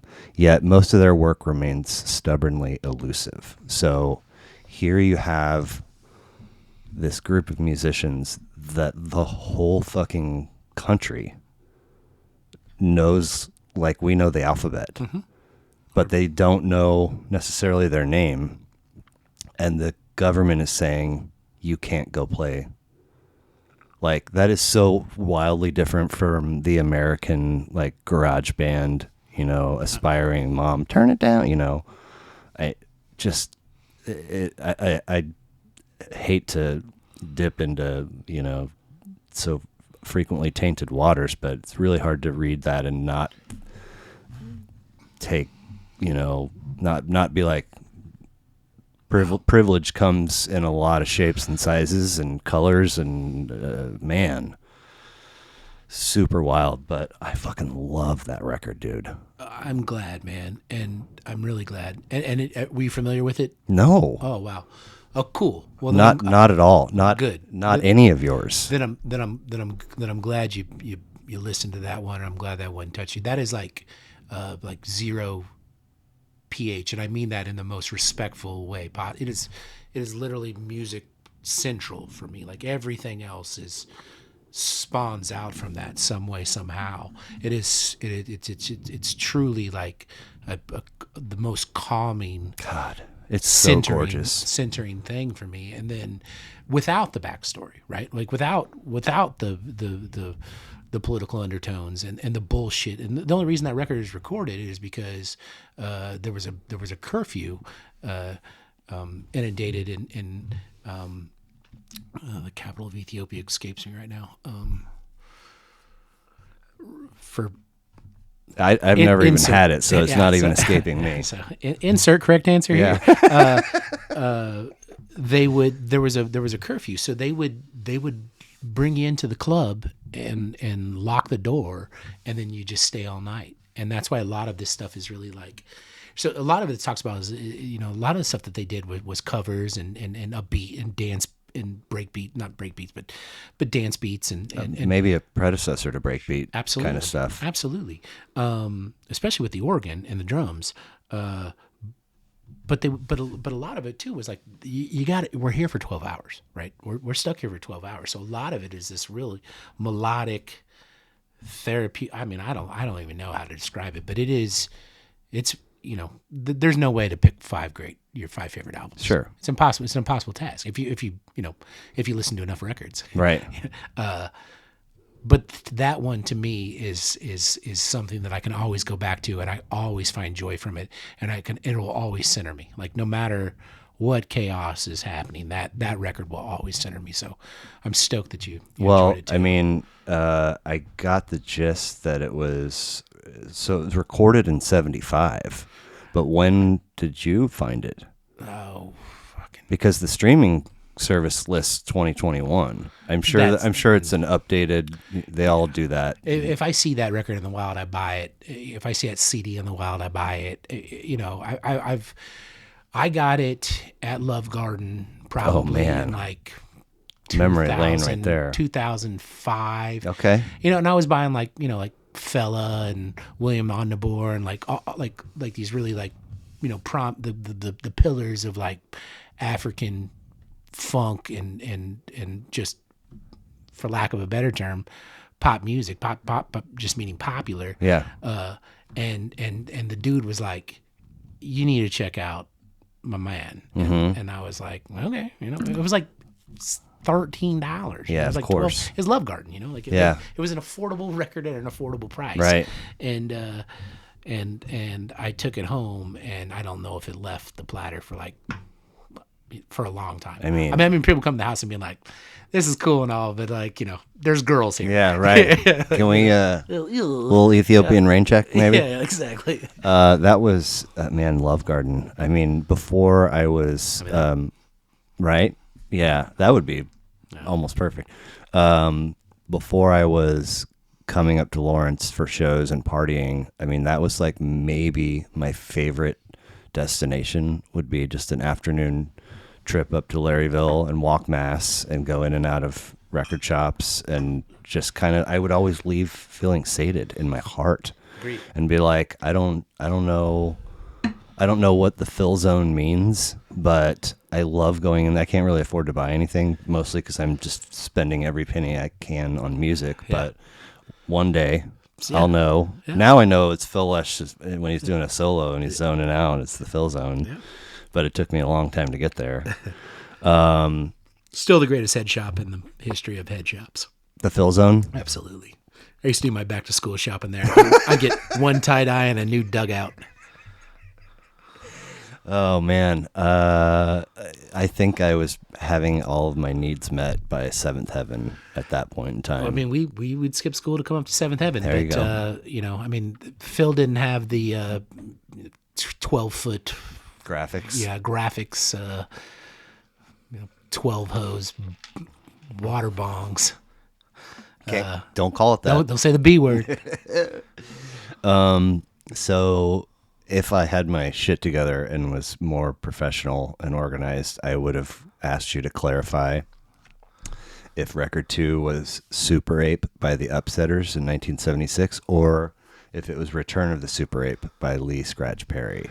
I believe it's Return of. I thought it was just Super Ape by Lee Scratch Perry, but more, which is my favorite Lee Scratch Perry. But the Upsetters is his band. He's the dude, the main. Absolutely, But sure. so it's that one. Yeah. From 76. It's been repackaged so many times. Well, and there's like Return of the Son of Super Ape. I mean, yeah, it's definitely not Return. that one was far less interesting. Absolutely. Super Ape was. I made one note. Yeah, let's hear it. This record makes me nostalgic for how high I used to be able to get, back when I was young and could do such things, of the mid-grade bong rips. Yeah. The whole world was Irie. Yeah. And I mean, like the stuff that they're making today, Yeah. like I don't need to step through a continuum and like look at the world in 7D and have 54 panic attacks in a 7-minute window. But there was something about that mid-grade, talk Sure. about your making your graphics super milky and clearing it. Yeah. And then you're just, Even keel. yeah. And like the whole, literally like so many times driving around, like if everybody was just listening to Bob Marley Kaya from start to finish right now, we'd solve everything, Yeah. But that record, I mean, and I knew, so for 3 years in college, I did a radio show, and it was once a week for 3 hours, and you had to read PSAs and ads and Is it student radio? yeah, and not curse. 7 deadly. Oh, fuck that. Well, but the primary rule is that you had to play 10 new tracks. 10 new tracks. What quantifies a new track? So everything in the studio, because labels. Yeah, They're just everybody's sending everything everywhere they can. Sure. So the whole That's how I started collecting records. CDs, Yeah. they're CDs at this point. So there's just a daily influx of new CDs, and so the whole library was archived by sticker color on the edge. Okay. So like singer songwriter was like blue and orange and yellow, and Okay. European progressive is green and gray, but the new stuff is closest to the board and the mic, and it was like black and white. Yeah. So there's you could rent time in the production room and come in and just take and listen, and make notes, or you could come in 45 minutes early and just kind of label shop Okay. the way I buy wine, Yeah, absolutely. which I almost never do. But there was always a lot of Lee Scratch Perry and Mad Professor, Yeah. and that was my introduction to dub. Yeah. He invented a style of music. So when I saw, I was like, that dude put out some records. And then when I sat down and looked, 79. Well, he had the studio, dude. I mean, he recorded the Wailers. Like he was Built the Black Ark. in his own backyard, Yeah. and then I think you can still go see it. I don't know. 5 years later, burned it down. Yeah, and then rebuilt it. Well, did he? Okay, okay. Yeah, it's there's some sort of facsimile of, yeah. He would draw on the walls and everything, and Yeah. he was a wild man. Yeah. I picked this record particularly not because it's necessarily one of my 5 favorite records, but it's such an important record, and I think more so than that, it's an important musical moment. I saw him at the Granada in like 1998 with my oldest brother. It's like one of the last like social memories I have of him, like really like trying to seek me out and do stuff. I meant to ask earlier, is there zero interaction across we don't none of the siblings? none of us talk to each other. And They don't talk to each other either? No, they hate each other. I don't hate nobody, man. Right. Life's too short. Life's too good. Ain't no time. No time for hate, man. But yeah, well, nobody talks to anybody. The Granada, 98. We're at the Granasty, 1998. I already know everything there is to know about music. Like, you can't tell me shit about music in 1998. I got you. So like, Good thing you didn't know me then, because we would have thumb wrestled. well, I'm a lefty. I would have lost. Yeah. But we go to Lee Scratch Perry. Never heard of the cat. Nobody opens up for him. Born Rainford Hugh Perry. Is that right? Yeah. Do you know what Say it one more time. Rainford Rainford? Hugh, Rain? like the weather in the car, Rainford. But that holds nothing to his nickname. Do you know what his nickname is? No. It's like the Ethan Brownest nickname ever. What is it?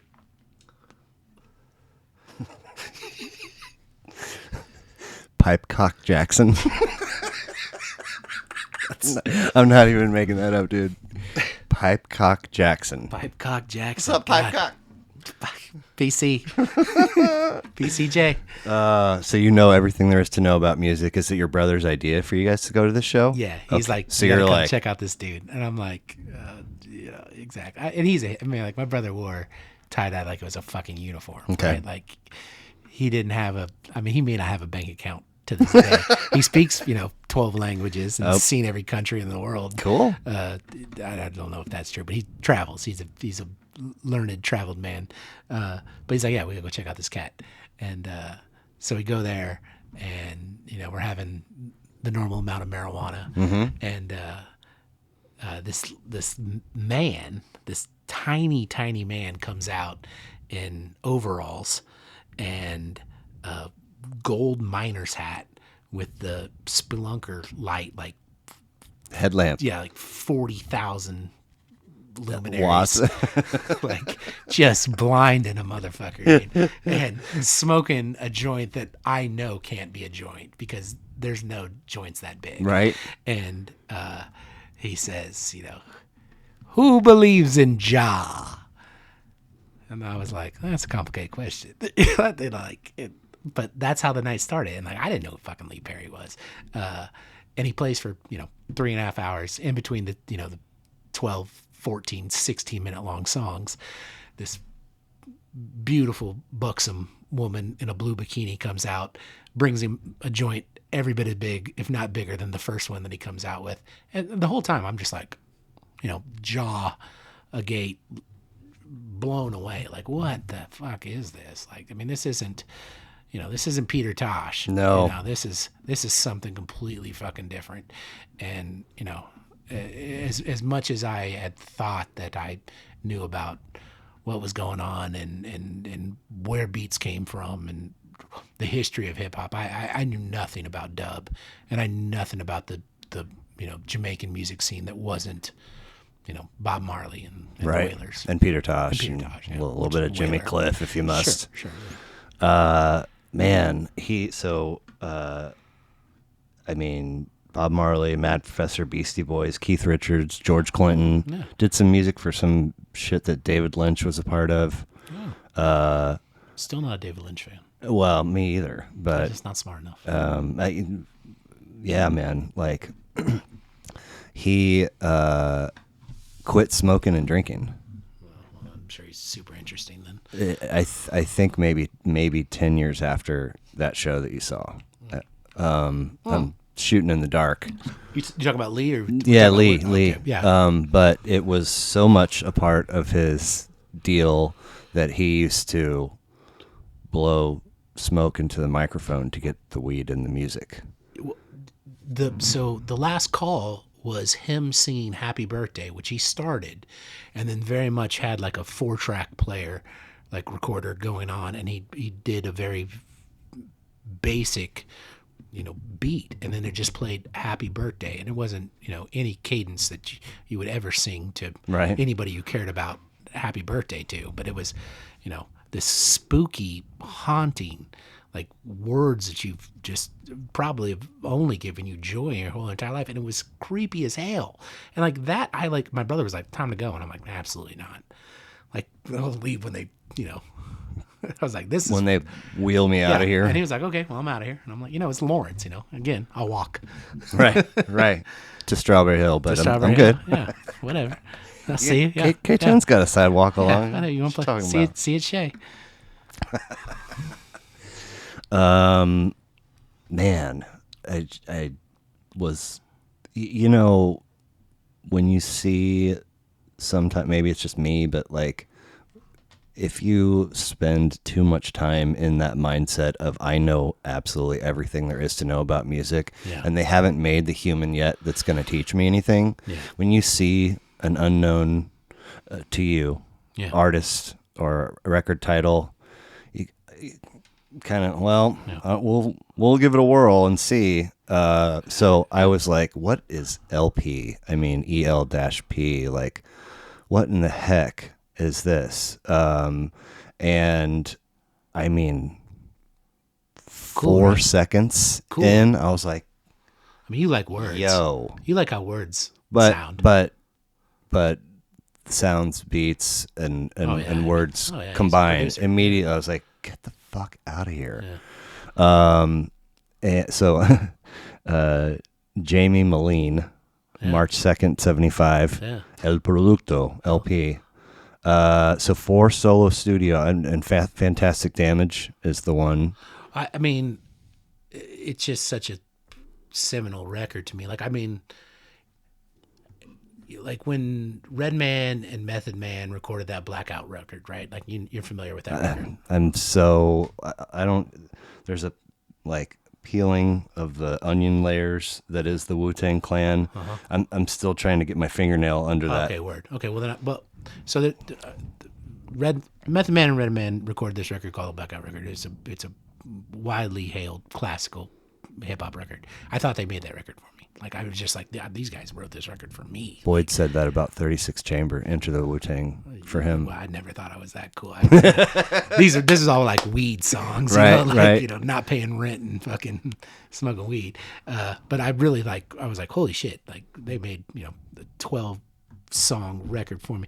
LP to me was always like the rapper I most identified with. Not just because he's a white boy, which I didn't realize until. Yeah, I'm like looking shit up. I'm like, oh my god, it's a fucking white boy. Yeah, I mean, he was just a poor, sad white boy. That's what I think. That's how you two got a table together in the diner. Exactly, and I like rap as much for the wordplay as anything. Honestly, like it, and he's skilled, dude. He's fucking wild. He's wild. So he put out 4 solo studio albums and then Run the Jewels with Killer Mike. Well, he did, and Company Flow before that. Okay. He had his own record label, Def Jux. There was like a lot of like independent backpack hip hop. Like when I got hired at the only record store I ever worked at was Warehouse Music. Excuse me. To be the hip hop guy, because they needed a hip hop guy. They were literally like, you can't work here, and I'm like, you don't have a hip hop guy. I'm like, okay. Well.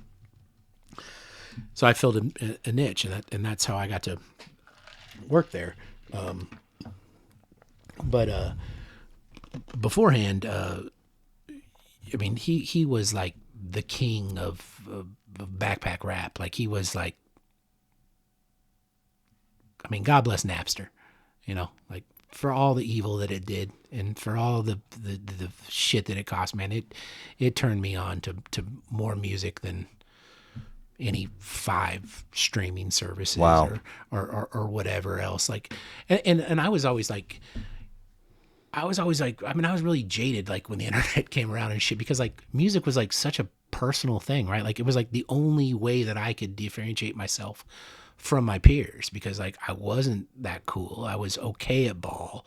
I wasn't the most handsome. Like, but fucking if my taste in music wasn't better than yours, you know, That's right. And it required effort, right? Like money and effort. And if you have, you know, a limited amount of disposable funds, you know, like I had a lot of, you know, fucking Taco Bell bean burritos.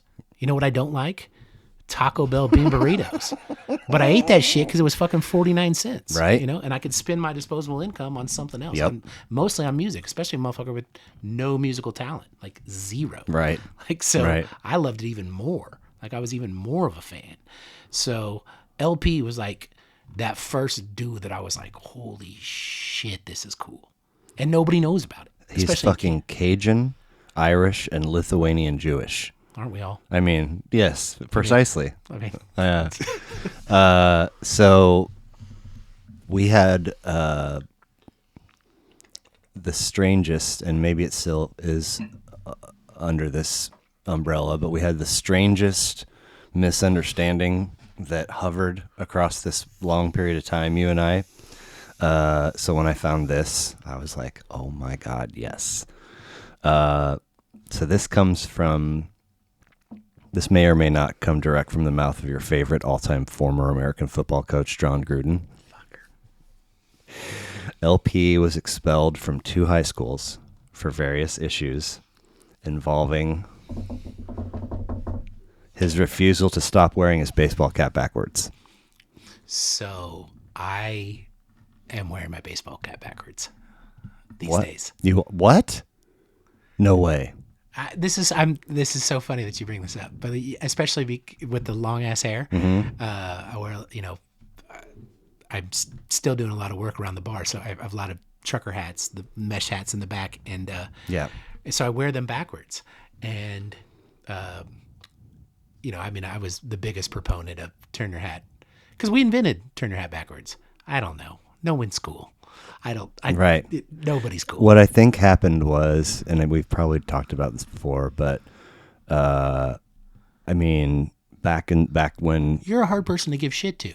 well, I know a lot of people across 47 years that would disagree with that statement, but back when, you know, I was having those exchanges with Gherkin, I would several times I put a meat thermometer just by itself on the shelf on saute at McCoy's, and it would be 114 to 119 like almost all summer long, and I would down pit, like that was the thing that Expo and servers could do for me, was to go refill my pitcher of ice water. Yeah. And I would literally, at the end of the night, my McCoy's t-shirt would have the white salt stains. I mean, shoulders to hips. You're a pack mule, man. So at one point, they came out with a new line of merch, and they included fitted hats. And they would give us a couple of t-shirts in the kitchen, but you were really supposed to pay for all the merch. And at some point, somebody kind of like on the sly gave me a blue and I don't know, a tan or grayish like flex fit, you know, didn't have a strap. It was just, anyway. And I wore that blue one. I'm very particular about the way that a hat sits on my head and how it looks. Absolutely. And I wore that one so much that it lost its ability to maintain form because it just was so soaked with sweat. But if I would turn it around backwards, it was still a good fit. Mm-hmm. It didn't, anyway. So I think when the Foundry thing started happening, I was probably over there getting ready for weeks and wearing that hat. Mm-hmm. And, you know, we had the whole Checkvar expert business and like a lot of, and I don't know if once we're open, you know, you always gotta sort of, you know, keep front of the house and make sure that, you know, nobody's stealing food, nobody's trying to pull a fast one with Absolutely, especially with a new establishment. Yeah, and I already had the reputation of the line Nazi at McCoy's, and it spilled over to the Foundry a little bit. And so I don't know if in between the expert business card and this statement, we had a couple of words, where I maybe said something, and you were like, "Dude, I'm legit. I'm real. Like, I don't need you to tell me that." But the transaction ended with, like I'm walking away, and you're like, "Why don't you turn your fucking baseball hat around?" And then That's such a me thing to say. well, and then I think I killed those brain cells. But then fast forward all this time later, and you're like, "Yeah, but you're a backwards baseball cap, dude." And I was like, "Wait, what?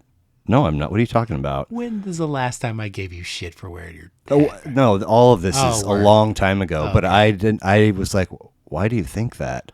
And it took me several trips revisiting in my. I bet I was wearing that one You used hat. to wear your blues hat backwards, too. That's right. That was my favorite thing because I'd give you shit like, you don't fucking like hockey, you fucking stupid fucking liar. And you're like, dude, I fucking play hockey. I was like, you're from Kansas City, kid. Right. Nobody plays hockey in Right. Kansas City, you Right. fucking dirty liar. Yeah. And that would just get your goat. And again, like, you're a hard motherfucker to get because you're so grounded. You're like, whatever, make fun of me. You're not gonna say I've heard worse from better, right? Like, Right, type right. of thing. So Yeah. like I've been called worse by better. So like Oh my God. so whatever you're gonna tell me doesn't hurt me. But whatever the hockey thing and your hat on backwards seem to like there's nothing that I think I can. It's my love language. Sure. Yeah. Yeah. It's Yeah. me saying I fucking care about you. Right. If I'm like, Right. you're a terrible person. Yeah. And your personal style is laughable.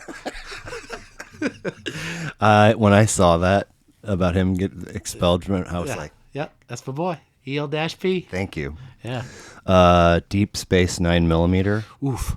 Holy shit! Oof. I was like, "Whoa, what? Everybody." Yeah, I mean it's stop. kind of a noisy record, but that like it all stops. It's a loud, noisy record. It's a dude that like, I mean, he's definitely coming to his own now, but like in the beginning, it really was just like it was just weird. He has these. My experience in listening to it, I had this kind of recurring feeling where he would start a line of lyrics, and I was like, you just painted yourself into a corner because that was so full of words and specific references that you're not going to be able to balance it out on the second half. And every time he would, I was like, really, dude? God damn. Okay.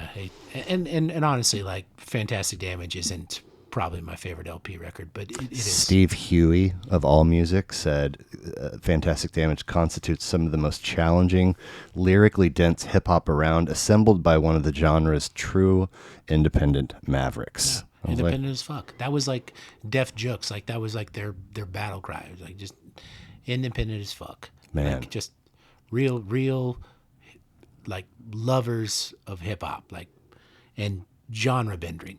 Like anything on that label. Like I'm not a label whore. To this day, I'm not a label whore. Dude, They're as close as it gets when it comes to hip-hop music. Like Tezetta finally came to us via Awesome Tapes from Africa. Mm-hmm.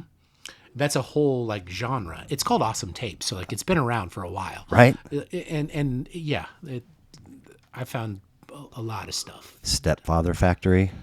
Man, that's a, and that wasn't necessary. That was more my experience with, my biological, but like a negative male Right. influence in your life, especially in the impressionable years, Intense, intelligent, and introspective. Absolutely. Was how I summarized that. Absolutely. Dr. Hellno and the Praying Mantis, featuring Vast Air. From Cannibal Ox fame. Okay. Also, Def Jux alum. Okay. But, he's got such a weird rap cadence. It's like it's real breathy, and he's kind of rapping and like he's breathing on the beat, and like it shouldn't work, but it's awesome. Constellation Funk featuring NASA was the other track that really stood out to me. Yeah, and NASA is was a well-known producer at the time too. But right. Yeah, those are some of my favorite tracks. I mean, yeah, I was 9mm though, like is oof. And I literally stopped me, and I was like, okay, I gotta. undivided attention for a sec. There's some shit happening here. Yeah. I got to pee again. Yeah. And let's then do we'll it. come back to the second half. Let's do it. All right. All right. Unfortunately, after 30 some years of doing this, I have quite a high threshold of pain. Oh, I know it. So a while ago, we were talking about this pocket of like lying and then double down, like what that. So after Fantastic Damage, move on to Too Hard to Swallow, and I was like, well, I liked Fantastic Damage, so this one's gonna suck. I mean, because how could he give me like just hit after hit after hit? 1993 Texas rap. 92. 92? Is that right? Okay, I'm just guessing. I didn't know research on these records. I really like picked these records because they matter to me. That's the most important thing of the whole thing. Word, and I think that's kind of what you wanted. 100%. So like I really like anything that I'm saying about these records are just because they mean that much to me, not because I was Googling or concerned, but yeah, Too Hard to Swallow. And I've said this plenty of times before, but from idea to getting the space ready to getting the gear and then learning how to use the gear and then scheduling, I could see pitfalls and obstacles, and this is going to be a challenge. What I couldn't see was people would say no, and a lot of people have said no, and it's like, I don't know.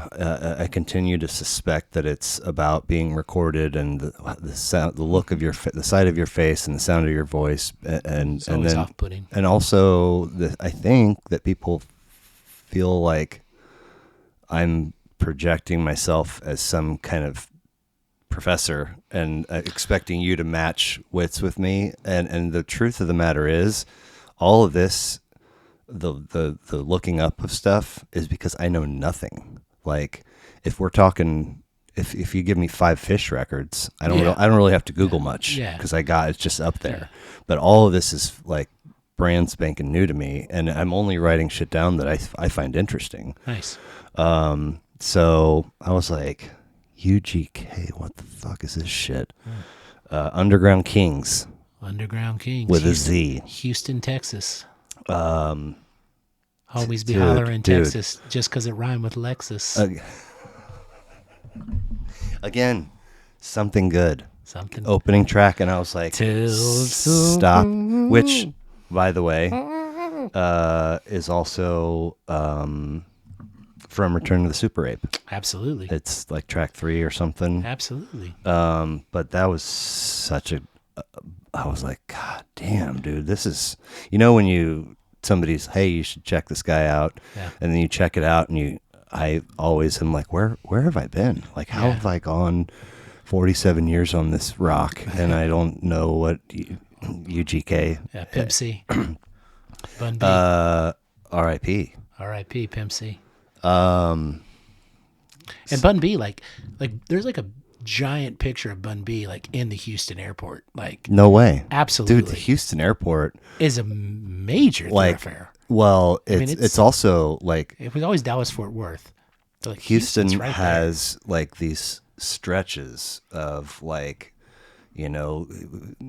KCI it would be like C28 to C40 is a big swath. They're doing like local represent shit everywhere you go. It's like, oh wow, like I didn't know to connect that thing with Houston. So that's I just love that they're DJ Screw has got like a thing up at the Houston airport. Fucking Bun B, Chad Pimp C Butler and Bernard Bun B Freeman. How about that? So there was a line from, I think it's from Something Good. What's the deal, man? Why don't you take your Raiders cap off? Because one of these days you're going to get your head slapped off. That's what's up. I was like, I have an opportunity to two John Gruden references. Got the same episode. Shoot your shot. Shooter's gonna shoot, even if it's from the knee. These motherfuckers. Well played. Well played. These dudes were on Big Pimpin'. Absolutely. Absolutely. Which is that fucking super catchy. Still slaps. Yeah, big time. I mean, it is a catchy song. Andre 3000. Straight into Use Me Up. Yeah. Which I meant to look up. Bill Winters. Bill Winters or Withers? I think Withers. it's Withers. Yeah, right, but somebody, because I used to play it on my radio show all the time, covered it on their studio album, and it's like better. It's a better version than the original. But this is also super good. And to follow something good, I was like, yo. Yeah. Called themselves Underground Kings because their country rap style was so full of slang and twang, they thought it was inaccessible for outsiders. Yeah. I mean, fucking wild. Cramping my style. I didn't look up what the sample is from that, but it's one of my all-time favorites, and it's also one of the most wildly used. I can't hum a bar of it right now, but it's if you heard the sample right, and you'd be like, "Oh, yeah, that's." I should have listened to some of these records. I mean, it's still in a world, we talk about that. I can rap every word to "Pocketful of Stones."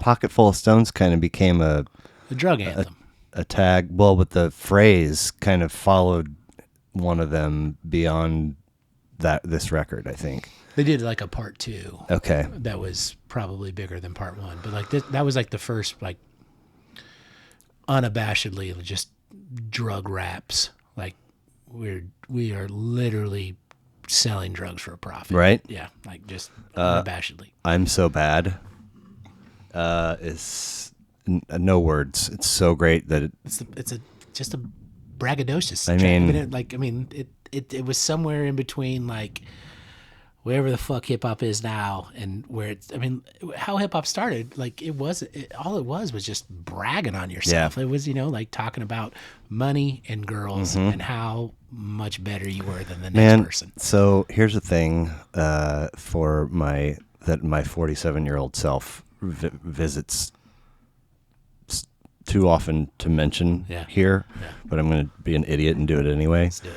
So this track starts off with this gentleman kind of asking, but sort of insisting that his female company perform a task for his enjoyment. And she retorts with, I'm not trying to mess around with any of that. Why don't you do the other version? And he's like, he's instantly dismissive. Like, I don't do that, and I feel like there was a big pocket of time where that was common. Like, rappers are always talking about ladies servicing, and sometimes a lady rapper would put it back and they would be like, no. And I just wish that somebody would have taught me how to do that a long time ago. Yeah. Because there's no guide for how one should approach this task. Huge fan of asking questions. I mean, that just goes for anything in life. But in your relationships? Not in the moment? Not at this point, because I asked the questions earlier on. Right. And but therefore historically? Historically, yes, sir. Yeah. I'm a huge fan of asking questions. I'm a giant, stupid, fucking, recovering piece of shit. Tell me how to tighten the lug nuts while I change this tire? Absolutely. Oh, God damn it, man. Good for you. Good for you. Absolutely. I'm looking in the rear view at so many, not that I want to salvage anything from the dump, but sure, just kind of like, sure, that's just human nature. But like, it's never too late to just, what Andre said. There's no rear view mirrors in a spaceship. No spaceships. No rear view mirrors. I like in a that. So constantly moving forward. Now that I've got a cold one, there it is. Have a cheersy. Love you. Trill ass N bombs, super dope beat. Yeah, and introductory trill into the lexicon, a very southern right term. Speaking of N bombs, LP dropped a couple. Does he in Fantastic Damage? Without. Oh, wow. I mean, it doesn't. I didn't know. Is that a fact? At least one. At least one. Man, I would have bet you a couple bucks that would be incorrect. But this is I guarantee you that 20 years ago. Sure. It's not Doesn't got make it okay. the flashlight on it quite Yeah. as much. Yeah. I remember Lamar Brumsley, R.I.P. in peace. The first gentleman to smack me for saying that word. With an A? No, I mean, I was just rapping. I wasn't saying it. Like, I knew enough at this point. I'm probably 15, 16. I knew enough to never say that word. At 15? Yeah.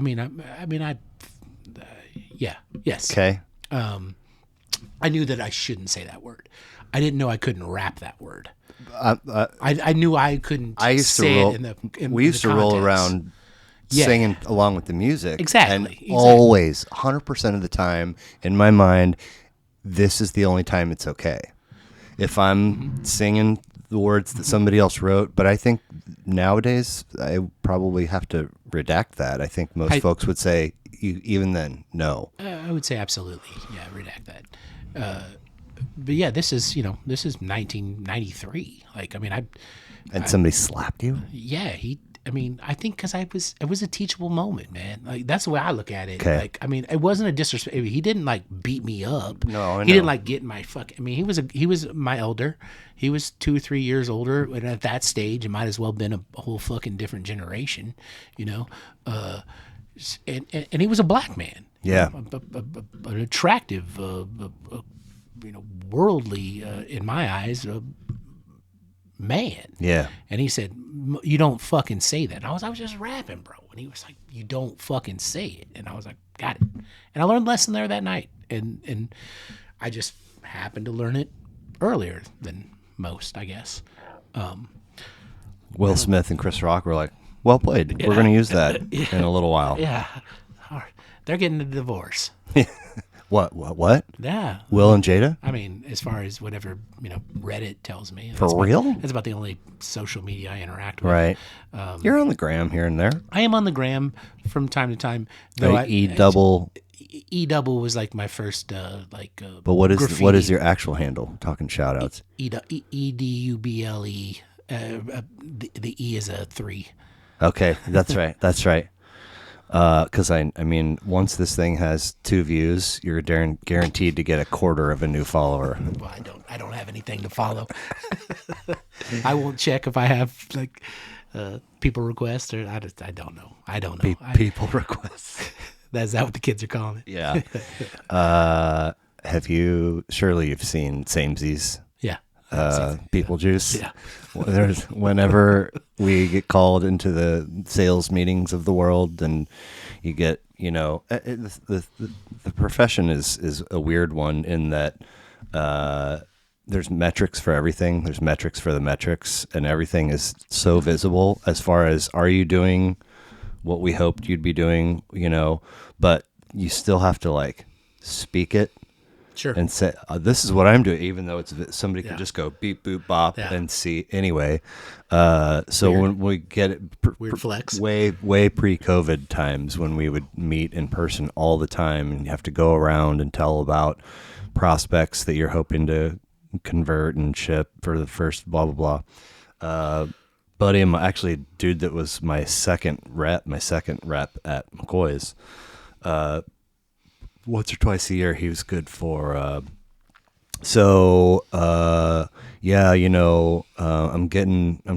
making some progress at Accurso's Italian Delight, and I'm going to ship him a sample of roast beef, and but I'm really hoping People Juice. Nice name drop. Right, I'm hoping People Juice will ship in the next 3 weeks, and then move on to the next one, and nobody would ever be like, what is People Juice? Yeah. Let's circle back to People Juice. Let's revisit. And just that moment where the dude in that skit is like, I waste a lot of People Juice. And the dude's like, People Juice? He's like, and they're like, oh. In fact, I was thinking about that skit this morning while I was making my bed, and the one dude, he's like, hello, I'm Lars, or whatever his name is. I'm the goat herder of the group, and everybody's like, we know, like, and then later they're like, you realize this means you can't fuck sheep anymore. And he's like, wait, what? Oh man, The most adorable part of that story was how do you make your bed every day? Do you make your I bed? do. That's fucking awesome. I do. More cheers. Well, it's dumb, but it's, you know, Just routine, or I I love routine. I had this. I mean, I had to make it like living under my mom's roof growing up, but once I wasn't there, Basketball camp. but dude, my dad drove this. He went from owning whatever automobile he wanted to own because he was killing it in the 80s selling china, you know, plates you eat off of, Not heroin. just Fine the China blue. just the shittiest collection of crap. I mean, a lot of them were sleds, big fucking I mean, one time he pulled into this gas station and put it in park, and it was one of these vehicles that you could tell he'd kind of have to like find park. And he got out and started walking, and we were on a like the entrance to this gas station. All of a sudden that shit's just started rolling. I was like, Dad, because I'm in shotgun, and he like came running and dove through the window, and you know, was trying to stiff arm the thing and hit the brake with his hand at the same. He, I mean, drove me to basketball camp, and I think that he had a red one and then a blue one. I think the blue one was the one, and then he drove me to basketball camp, and we got there, and I was like, I forgot my pillow, and he was like, all right, and we get shuttled off to wherever, you know, and then come back, and I'm telling you, dude, like, I had that pillow until Fish Fall Tour 1997 November, and I left it in a hotel room in Denver. I was devastated. Like, that was, I'm talking like the first full-size pillow I used. Yeah. And I tell you, I sucked my thumb as a real little, and so there was, I mean, just a lifetime of slobber and probably some piss. But grow my beard out. but that pillow, I mean, I literally was like walking back to the dorm, head hung low, shoulders slouched, because I was like, not only am I going to have to sleep without a pillow for the next 4 or 5 nights, but, you know, that's my pillow. Yeah, so we get back to our room, and I'm, you know, about to change or brush my teeth or whatever, and knock on the door, and it's a dude from across the way. He's like, yo, your dad dropped this off, and he was holding my pillow, and I was like, what the fuck is happening right now? Yeah. His shit, and again, we're talking July in Lawrence or whatever, June, and his shit fucking overheated on the way home. After he went back to my mom's, got my pillow, brought it up, and then basically broke down on the side of the road in the middle of the fucking summer, and I was like, thank you so much. It was worth it. It was really worth it. Absolutely. But anyway, I somehow, you know, I came online in the adult world and like had this feeling of coming home to, you know, or getting ready to go to bed and just seeing my unmade bed and feeling like a fucking loser. Right on. And I just didn't like, I had no words to, I didn't know what that was back, but I just felt How old are you? 19, 18, somewhere in there. And then, you know, several chapters later in adult life, you know, it came some meme or something. It's like, you know, if you make your bed first thing in the morning, you're starting the day off with having accomplished something, even if it's the tiniest. So I love attainable goals. Give you a little, absolutely. Hey, maybe by lunchtime I'll have a second thing that makes me feel good about. Louis C.K. Has a bit about R.I.P. in peace. He's still alive. Is he? He's and cranking out specials and killing He's it winning Grammys. and touring. He's winning fucking Grammys. He talks about suicide. He's like, do you ever like drive on the road and then you pull up next to a car and you look in and you see what a miserable existence is in that car that you're like, fuck, I wish I wouldn't have looked in there. Yeah. And it's just a guy with a tan car. He's like, nobody picks tan. They give you tan. Yeah, He's got a trash bag for a window. He's like, what is preventing his suicide? Would it be 2 trash bags for windows? And he goes, I'm 49 years old. I have 2 kids. It's certainly an option. I've flipped through the brochure a couple of times. Yeah. And he goes, that's who we are. The world is made up of people that didn't kill themselves today.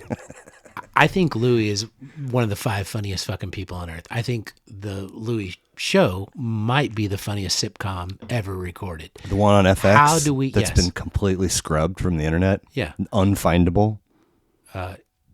Yeah, I steal my internet like I steal my programs like a normal God-fearing American, like a normal fucking pirate. Right. Yeah. Right. I fucking steal my shit. Just because I don't have all right here. Just because I don't have a parrot and an eye patch and a wooden leg. Yeah, it doesn't mean I'm not bootying my programs. But does that mean you can find Louis somewhere? Yeah, I mean we have an Epix account and it's got it all right. It's just always there. It's on Epix? Not Epix. It's a file share program. Oh, okay. And through that, it's just there. Okay. It exists. Okay. But yeah, I think that might be the funniest sitcom. Well, I think funny is only a slice of the pie. I mean, it's yeah. I mean that when he falls in episode. Forgive me for interrupting you. No. That episode when he goes to country and he has his daughter's duckling that she's supposed to keep for the that's like a Jimmy Valvano's fucking speech, man. That's dude. Or that one. There's the episode where they're like cruising around downtown and they step off the subway and he's walking with his oldest and he looks back and the youngest just jumps back on the subway and it takes off. Yeah. There's another one where he calls the police because he can't find her. Mm-hmm. She's hiding in a closet in the apartment. But then the Pamela Adler, the super. They have a real life. So she has she has a show on FX now currently, Getting On. Okay. Maybe I'm misremembering what it, but yeah, she has a show going on right now currently. And awesome. I bet. Awesome. She's so great. And it's all female driven. Like, cool. It's her 3 daughters. Like the middle child is like coming out as gender fluid, and her mom. Like it's all female centric. Like and I can't think of the actor's name. He was in Drew Carey show. He was the dark haired one in Drew Carey show, but he plays like her personal assistant. But it is very female driven. Like, wow, and it's wonderful. It's absolutely wonderful. And subject matter that like has nothing to do with me or anything that I've ever experienced. Yeah, here you are with your eyeballs on the screen. Yeah, it's great. It's great. And I'm not you. I enjoy, like you said, that you don't watch a lot of programs. Well, here's the thing is that before this, I was watching a lot of podcasts. Okay. But always mobile on my phone so that I can fold laundry or do something, because it's sitting and not doing anything. Like especially if I lie to myself often about this, but trying to live my life where I'm handling my adult business as best I can when the kids aren't here, so that I can at least try to have real time with them when they are here. I'm fucking terrible at it, but it's something that I strive for. So the idea of sitting and watching sure seems like a giant waste of what could be used doing an infinite amount of other things. I mean, sure. Chiefs game. Oh, live sports. Different. We're not talking about live sports. Right. We're not talking about live sports. But anyway, that suicide bit from Louis C.K., Don't we have to hold Louis accountable For what? for, All of promoting women's rights and bringing, promoting women comedy and comedians and bringing them out and then abusing that power? I mean, he's owned it Has he? many times. Many times. Okay. Well, then If you I think want to, his 2008-19 special called Sincerely is not only probably the best special he ever wrote, but he addresses it very in depth. Okay. And he also, when the shit came out, he put out a statement the next day being like, this is all true, all of it. Yeah. I'm pretty sure in there he was like, I can't go to each of these women and like undo, but I feel like healing starts with owning it. I'm wildly paraphrasing, so hopefully this is a step in the right direction. Absolutely. So anyway, there's one more scene from that where you tell their relationship, Louis and Pamela's, is it crosses that friend line into and then she leaves the country, and he's at the airport and she's something like, I'll wait for you, but it's misheard. What? Yeah. Yes. And then he does, and then he does, and it doesn't end up being. Is there anything better than false hope? Like, by better you mean? I don't know, eternal happiness. Oh my God. What's not, the name of that Lincoln show? Minor not being your shooting coach at the University of Kansas Jug men's basketball team. Getting On, you said? Getting On, yes. I don't know why, but she's wonderful. She is.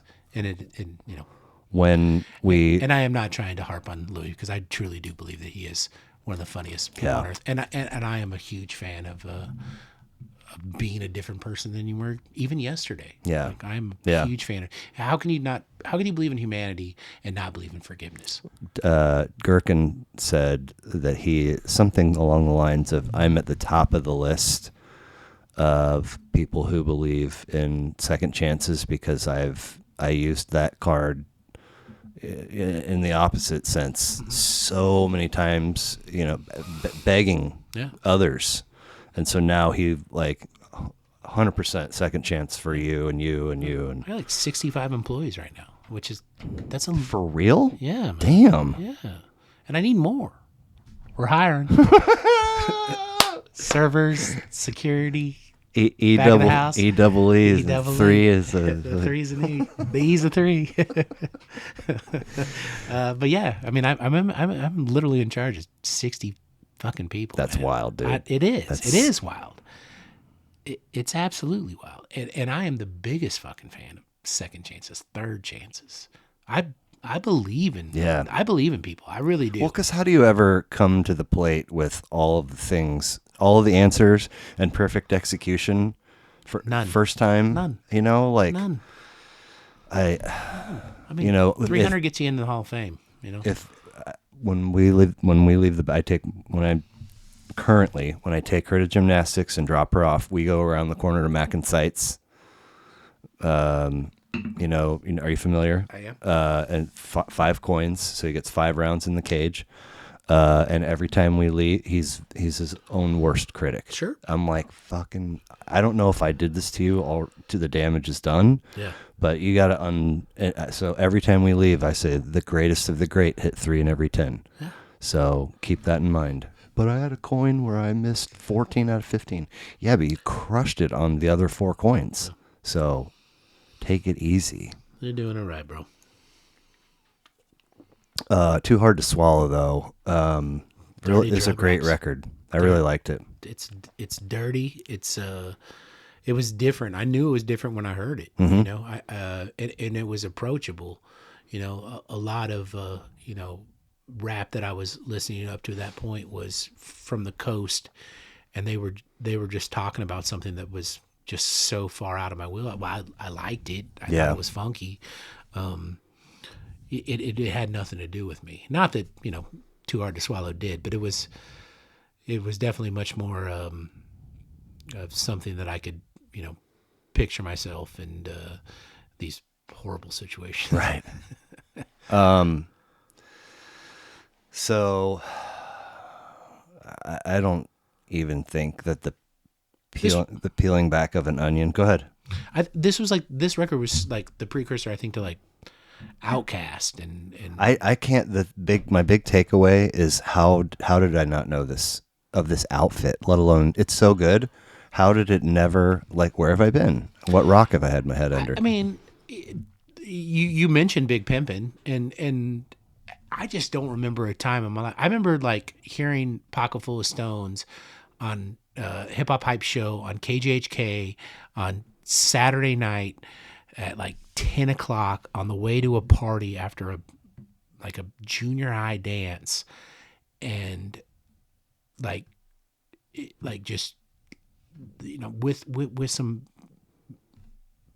favorite people on earth, beautiful young people, them going to the party and me sitting in the car listening to this record and like just being like completely mesmerized by just the grittiness of it, but just an absolutely masterful example of Southern hip hop. Yeah.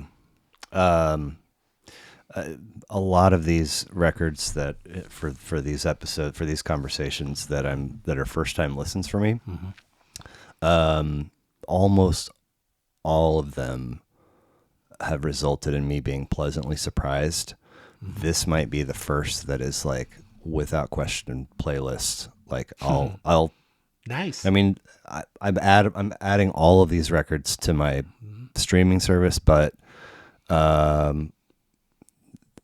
until this one have I envisioned myself like, oh, I'm gonna put this on and go for like, this is a really good record. It's gritty. I told Boyd the same thing. I'm not somebody that can. I think because I have a copy of Enter the Wu-Tang on cassette, and I bought it years ago, and I think I gave it. If I got all the way through it, I would be surprised, and filed it in under I don't get it, and that's not even a surface scratch to what is the Wu-Tang. Like even now, like Wu-Tang is the greatest group. So Boyd put that album on his list, and I pull it up, and I'm like, just looking at track credits, I'm overwhelmed and intimidated because I feel like I should know each of those guys and their body of work, and I should be able to identify that name with what their verses were on the track. Do you know what I'm saying? Sure. And so I immediately feel stupid. Well, if we're talking about like white guys with dreads, you know, playing the bongos, I mean, you know that motherfucker. you know that. I have seen with my own two eyes more than one drum circle in my day. Providence, Rhode Island, or we're talking about Providence? Providence Medical Center over at KCK. Could be either one. So I'm sorry. No. So 36 chambers, 9 dudes. They all have a heart. Heart has 4 chambers. That's how you get to 36. I just learned that a week ago. Yeah. Do you watch any of those? Are you watching any kung fu movies with your children? Not a single scene. We try to have Friday night movie night, but it can easily get kicked over in favor of playing with the neighbors or play date or a sleepover. And we rotate whose turn it is to pick the movie. And if they're still kind of in this pocket where if I don't choose something that like has kids in it or something that they can easily identify with, I don't know if I'll be able to. It's not like they're not going to leave the room. Sure. But if I put on a kung fu movie, they'd probably be like, "What are you doing?" Yeah, what's this about? Yeah. But just stick with Peter Sellers or Pink Panther movies. I mean, Peter Sellers came up and did some kung fu. No, in the was it Boyd's episode? I heard No, it was Nick Lecky's episode. okay. Because He's a big dude, right? Nick Lecky, Yeah. yeah, Yeah. fucking Super Bowl champion. Yeah, he played good ball. He won in 2010 with Peyton Yeah. and Breeze. Yeah. He drafted by Denny Green. TT.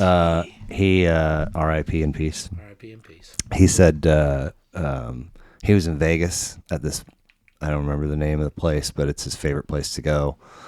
And he's cruising through there, and he sees Denny Green kicking it with his people, and he's like, "Fuck!" Like, I don't know what his reservation was, but I guess he maybe didn't want Denny to think a certain thing about. I don't know exactly, but he kept going. Hey Nick, come here, and like made him come out and introduced him to all his people, and he was like, coolest fucking thing ever. Yeah. And I was like, the only thing cooler than that would have been if you were on his roster when we are who we thought they were. They are, and we let him off the hook. who they thought they were. But man, I asked him. I can't even remember the second dude. But I was like, "Who were?" What were Nick's records? I'll tell you that in just a sec. So Denny Green, Cardinals. Then he goes to the Rams and plays for Scott Linehan and somebody, whoever they had That was before Dick. Yeah, it would have been before Dick, or no, it would have been after. Yeah, right after. Like they had back-to-back garbage head coaches, and then I feel like maybe Jeff Fisher tried to save the ship, and then they moved the team, right? Yeah. Isn't that how that? Yeah. Anyway, horrible. So it's like bookended Denny Green, Sean Payton with two just garbage Rams coaches. Oh my gosh. He picked Corner Shop hand cream for a generation. Corner Shop, that like brim full of ashu on the Yeah. 45. Wasn't that their track? That's their most. Okay. Yeah. That's the only Corner Shop track. Yeah, Okay. not from that I record though. Okay. Super good record. Super good record. Awesome. He also picked Yankee Hotel Foxtrot Wilco? by Wilco, which is not my wheelhouse. I like AM Teeth. It's Okay. not Wilco. Okay. I wouldn't say I'm a Wilco guy though, but I do like AM Teeth. He, I mean, we worked together for a while, and we just something in the water. Like we just Sure. had this uncanny knack to have super fantastic, very occasional phone calls, just full of belly laughs. Yeah. And he, fuck. Oh, so when I'm getting ready for his episode, I was like, this motherfucker gonna have a wiki, and he does. Yeah. And I was like, Good for him. you majored in hotel and restaurant management? And he's like, I did. I picked finance, but my grades weren't good enough, so they made me switch. And I was like, and then it says here that you went back after you retired and finished your degree. And he's like, I did. I was like, have you ever worked one shift? He's like, I still haven't. Hey, we're hiring. Right. Hey. Security, back of the house, servers. So he goes, wait a minute. Yeah, I did. I was an assistant barback at Kansas City Country Club. Get out of town. And I was like, assistant barback at That's a not country club? Yeah, And he's listing like these Italian dudes' names that own the I was like, I don't know who those people are. But I was like, the only thing, when you say barback, the thing that I picture is guy that's washing glasses that has to tell the person, sorry, I can't.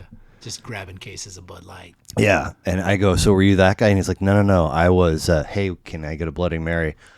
What's in that? And I said, is that the one that's red with the vegetable in it? But yeah, man, that hand cream for a generation is that Corner Shop record. It's really good. It's really good. Forgot about Corner Shop. I mean, yeah. And he was one of those people that, I've said this a bunch of times in episode, but there's like a couple of camps of people that are like, I got to think about it. I can't just pick one. It's got to be 16 or 5 or what. And then every once in a while, some people are like, they've got it written down on a piece. They've been waiting for somebody to ask. Man. And he was like, oh, easy. And just, I went with the, think long, think wrong. And I did send you 50 freaking, Apple Music Yeah, tracks that yeah. I was currently listening to. Like, Yeah. this is a great song. There weren't records. And again, I was, in the cups. So we go from 1970s Ethiopia to Kingston, Jamaica, Yep. to Brooklyn, to Port Arthur, Texas. Well, And, of course, the next destination would be a solo project of a Wu-Tang Clan member. Because Staten why Island. wouldn't it be? Yeah, absolutely. Staten Island, right. So, yeah, man, I just, like I said, feel dumb. Like I've missed, like I signed up for geology as a sophomore in college and never went, and the dude gave me a B. Yeah. And every time it gets pointed out on my transcript, I feel ashamed. Yeah. That's my Wu-Tang. So this is Jizza, right? The genius. I think before this week I was pronouncing it Giza, so baby steps. Wait. Yep. What's that? Is that true? Get out of town. That's the best thing I've ever heard. Would I lie to you? No, you would not. I mean, You're a lot of things. You are not it a comes liar. off the tongue as a rhyming. Yeah. With if Two you think vowels go- RZA, Yeah. like I got that. Yeah. There's no other option. Giza. Giza is the easiest. Yeah. Yeah. So that's his second record. So Gary yeah, Earl Grice. it's only his second record in the fact that it's the second record that he dropped under the name Jizza. The first record is like, I think he's like in like silk pajamas. It's a very it's not like a Wu-Tang joint. Oh, Shout out to DJ Jabberwock, Patrick Brown gave me a 12-inch of the Jizza record, like the whatever the single was from that. But yeah, his first solo record is Liquid Swords. I mean, as far as like the Wu-Tang is concerned, yeah. I mean, you take a lot of leaps of faith in the world of wiki. Yeah. Like, so, let's see, what's today? Tuesday. So Thursday night, I think, was when the Blues and the Wild opened their series, and the Blues just fucking stomped on their throats 4-0. Yeah. But before that, my goaltender on my team is also a Blues fan. So before, You're still playing? yeah, Attaboy. as time's expiring, he sends a screenshot to the whole team on this text thread of the wiki listing for the Minnesota Wild. And in the owner's slot, they've put David Perron, who had a hat trick, and then Ville Husso, who had a shutout. I mean, 'cause you can get that up there for the screenshot, moment, and then yeah. Wiki will fix it. And by the way, you're no longer welcome to this party. Now you can't contribute. And then of course they got their fucking teeth kicked in for games 2 and 3, and somehow managed to tie it up Sunday. And actually, game 5's happening right now. But Have you looked? no, I don't want to. No. I keep Church and unless state. I absolutely need the phone during Word. This is by far the most that I don't work a lot of late nights anymore, but I have to have my phone on me. Oh, for sure. I do it because I am increasingly frustrated with what was the mantra for Caden? Good grades, hobby, be polite. I feel like be polite is literally vanishing like a fart in the wind. It's a COVID death, to be sure. And it's on the table now, underneath your elbow. Thank you. And I think the truest representation of this is the Apple Watch. I'm good, thank you. Not to offer. Yeah, 100%. And I just it really bothers me so much that if we're talking like. Not for this, but I come into Up Down just by chance on a slow night, and you've got time, and you give me some time, and we chat for 6 minutes, and it's really great. If you take your phone out once or twice across 6 minutes, I get it. That's how we operate. Mm-hmm. But if you have a thing on your wrist that buzzes every 45 seconds, and with every single buzz, you're doing this while we're talking, I'm like, why don't you go get hit by a bus? That is so fucking rude. It is. It literally means that this might seem primary, but it can immediately become secondary. And I don't even know why it might become secondary, but I'm going to check anyway. And I mean, I feel like we're watching, or maybe we have watched, the opportunity for quality one-on-one human interaction kind of evaporate with COVID, with this pandemic. Like, Yeah, I mean, I don't see it like returning to why would it? yeah, especially if it didn't exist before. I mean, I've said it before, like, I'm even, driving currently is very difficult for me because I feel like there's a bunch of idiots out there that are not paying attention. And then when I get to where I'm going, half the time, either the person that's part of the transaction is like, ugh, or somebody that I come across every once in a while. Yeah. If I have an interaction with somebody that feels good as a human being, Word. I'm fucking completely geeked out to the point where you can tell they're like, you really made my day. Because more of that, please. One interaction with a positive human being will charge me infinitely more than the countless You're right, numbers but of this is idiots that I deal with on a daily basis. I don't listen to music when I drive, just to stay away from emotion, to keep emotion out of it. It's a something that I'm doing. I generally try not to listen to music unless I am with my wife and we are Sunday driving, and we're going to Parkville or Weston or some white people shit. Like.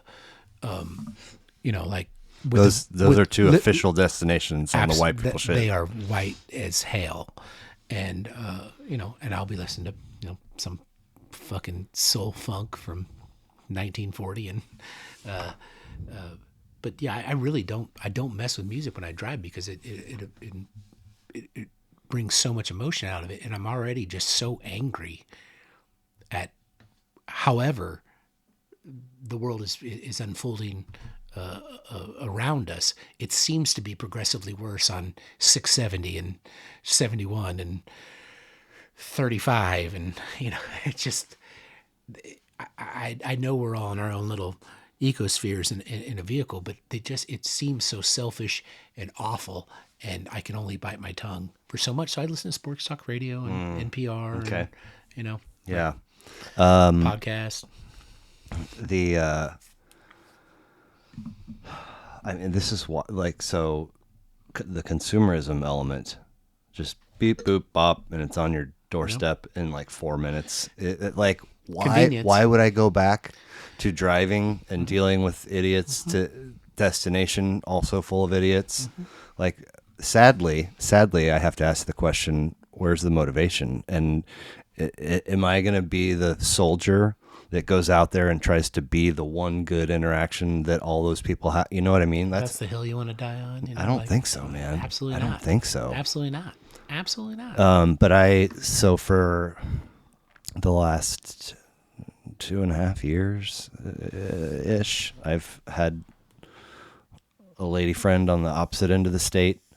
And it's looked like different versions across this time spectrum, with respect to visits, and the one that has probably been the most consistent is the occasional Saturday night Columbia rendezvous, and then we just go back. Jeff City is really underrated. Well, that's aesthetically, but it's. Oh, I got you. Meet me in the middle. Yeah. Yes, sir.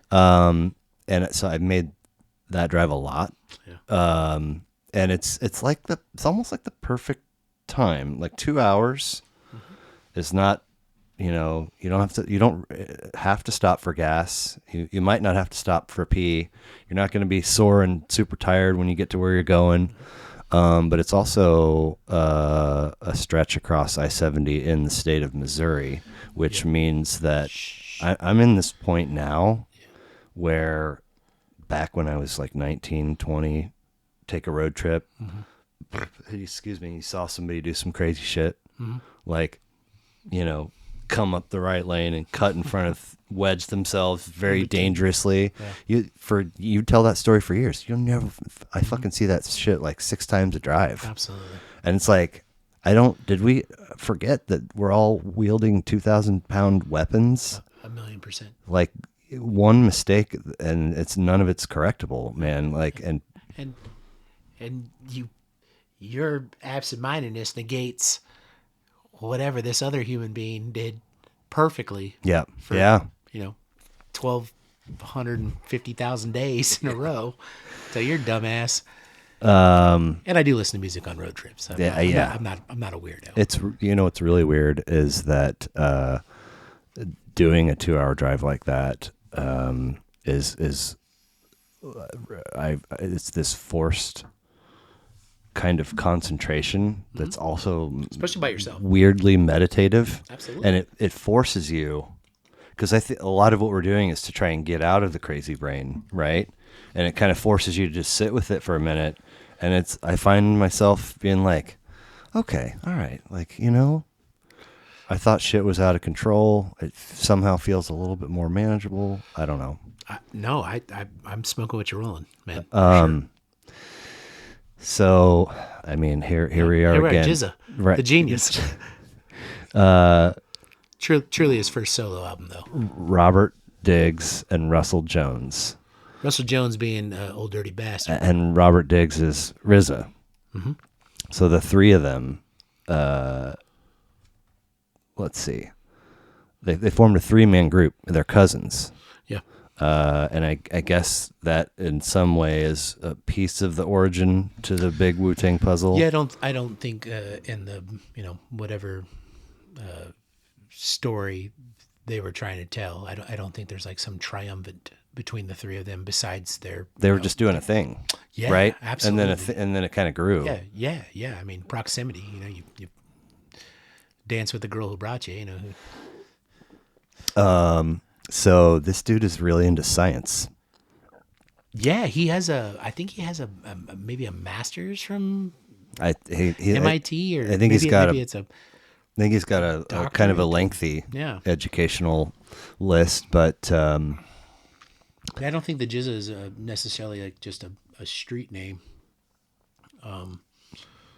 But yeah, I mean he's Science Genius Battles, and Battles is an acronym for bringing attention to transforming teaching and learning science. This is like a pilot program he launched for like New York high school aged kids to encourage them to learn science through hip hop. That's incredible, right? I mean, like, more of that, please. Yeah. More of that, and that was literally just a blip. Yeah, that caught my eye amongst a list of very fascinating tidbits about this person that's also happens to be part of a whole other thing. But flow on this record has got this smooth in an unpolished sense. Yeah, okay, I get that. Yeah, I mean it's also kind of a grimy record. They're while poetically I think it's it's as good as any Wu-Tang record, but yeah, there's some stick up kids and drug raps and orneriness in this record that it's truly like unlike any other thing I've ever heard before. Agreed. It is. I mean, it's a chess record when everybody else is playing checkers. Man, you said grimy. I put kind of spooky, old school mob sounding, like kind of filthy. Yeah. It's not as polished as a lot of like RZA records. And RZA, like when they did the Enter the 36 Chambers, and then when they started splintering off to do solo records, like everybody went to a different label, right? Like that's like unheard of. No kidding. All of them did, and Now, were all the labels other people's, or did anybody form their own, or? no, not at that point. I don't think the Wu-Tang ever. I mean, I'm not as learned as I should be on that, but I don't think they ever had their own record label. But no, they all the like old Dirty went to I think Tommy Boy. I know he Old Dirty's an R.I.P. in peace, isn't he? R.I.P. in peace. Yeah. Fucking Tommy Boy, the people that are keeping us from having De La Soul available streaming. Yeah. That was supposed to be resolved in November. Yeah, I thought they owned the rights now. I thought that still no. And as a matter of fact, if you want to generally speak, Doggy Style and The Chronic are not currently available on Apple Music or any of the other, because Snoop's gonna do his own thing, and you got to go there to get it. He just bought Death Row. That's right. That's what it is. Yeah, That's what. But then, so he's whatever the streaming, whatever is going to be the next step of that purchase. That's where you're going to have to go. Okay, I'm glad I own the fucking records. I mean, like, do you follow Dude with Sign on Instagram? I am about as bad as social media. Do you know who Dude with Sign is? I'm familiar. Yes. He had one a year and a half ago that no more streaming services, please. Yeah. But it just keeps splintering and splintering until like, dude, you know what? So I took my son on a Saturday to get his hair cut. And we just go to the old barber shop, and it used to be just whoever had an open chair, but now he's got a gal that he likes. Oh, nice. And she has the farthest chair, and that just so happens I don't know if this is tied to why he likes her, but it just so happens there's a television right up here. So we're sitting there, he's getting his hair cut, and he's doing his best to keep his head straight and positioned the way that she wants so he can cut it while watching TV. And a Corona commercial comes on, and he goes, "Dad, it's Snoop Dogg." And I just was like, how fucking nuts it is that my 8-year-old son in the barber chair on a Saturday immediately can identify Snoop Dogg. When his shit came out, like, you talk about older brothers hiding records under the bed. Board him up, yeah. So we left. He was on trial for murder. He almost went to prison for his life. When the verdict was announced, he claps his hands over his face, like, probably in tears. Yeah. But so we left, and I was like, Martha Stewart. Which is awesome. Now he's what? Now he's hanging out with Martha Stewart. I know. I thought you said dating. I was like, wait, what? I mean, good for him. He could do worse. Yeah. But I was like, now we're gonna. The drive home is very short, but we got to listen to a Snoop Dogg song, and I had to fucking like jump through about 50 hoops because this shit's fucking grayed out on my Apple Music. I'm like, man. Yo, even blued up. I mean, don't. That seems like just Crip Nation, dude. Anyway, Fourth Chamber featuring RZA, Ghostface Killah, and Killah Priest. Kind of spooky, old school mob sounding. Like I said, shadowboxing. Method Man continues the vibe. Kills it. I saw Killah Priest in the 8th Street Tap Room basement one time for like $10. Is that Lawrence? Yeah, it was like in between. $10. It was right next to Sandbar. Okay. 8th Street. 8th Street Tap Room. Hell's Wind. What is it? Hell's Wind Staff? I can't even. Killah Hills 10304. I don't even know what that is. Is that a zip code? Yeah, I think that's Staten Island. Staten Island. Okay. Another good track. And then I Got Your Back for a closer. I got your front. I got your back, but you best protect your front. Because it's the brothers who front. They be pulling stunts. I have to. You brought something, and I foolishly left it on the fake foosball table. I need 30 seconds. Yeah, I'll just go poop. If you can poop in 30 seconds, yeah, shit. You're doing something right. Shit. Everyone's still here? Everyone's still here. I have a few random tidbits. Let's go. To sort of bring this home. So you still traveling is a thing that you guys love and look forward to. Yeah, is there anything? I buy records and I try to travel. Are there any trips on the horizon or? We're going to the West Coast to see my mother-in-law. She had my wife late in her age, so she'll be 80 this year. Okay. So I mean, she had my wife when she was 39, so which was late back then. Yeah. That was ornery. But she's the raddest. So we're going out there, but we're going to see her in Reading, which I think we talked about upstairs. Did. Yeah, a little bit. Reading's ornery. Yeah. We're going Reading via San Francisco, but internationally, I think Malta. I want to go to Malta. That's not Greece. Where is that? It's not far. It's Okay. an island nation. Okay. Yeah. All right. A little farther south. But yeah, I think Malta will be the next. How long are passports good for these days? 10 years still? I think 10 years Okay. is the thing. Fucking, I got one and then used it and then it expired. It's like I gotta start from scratch. Yeah. It's worth it. Oh, for sure.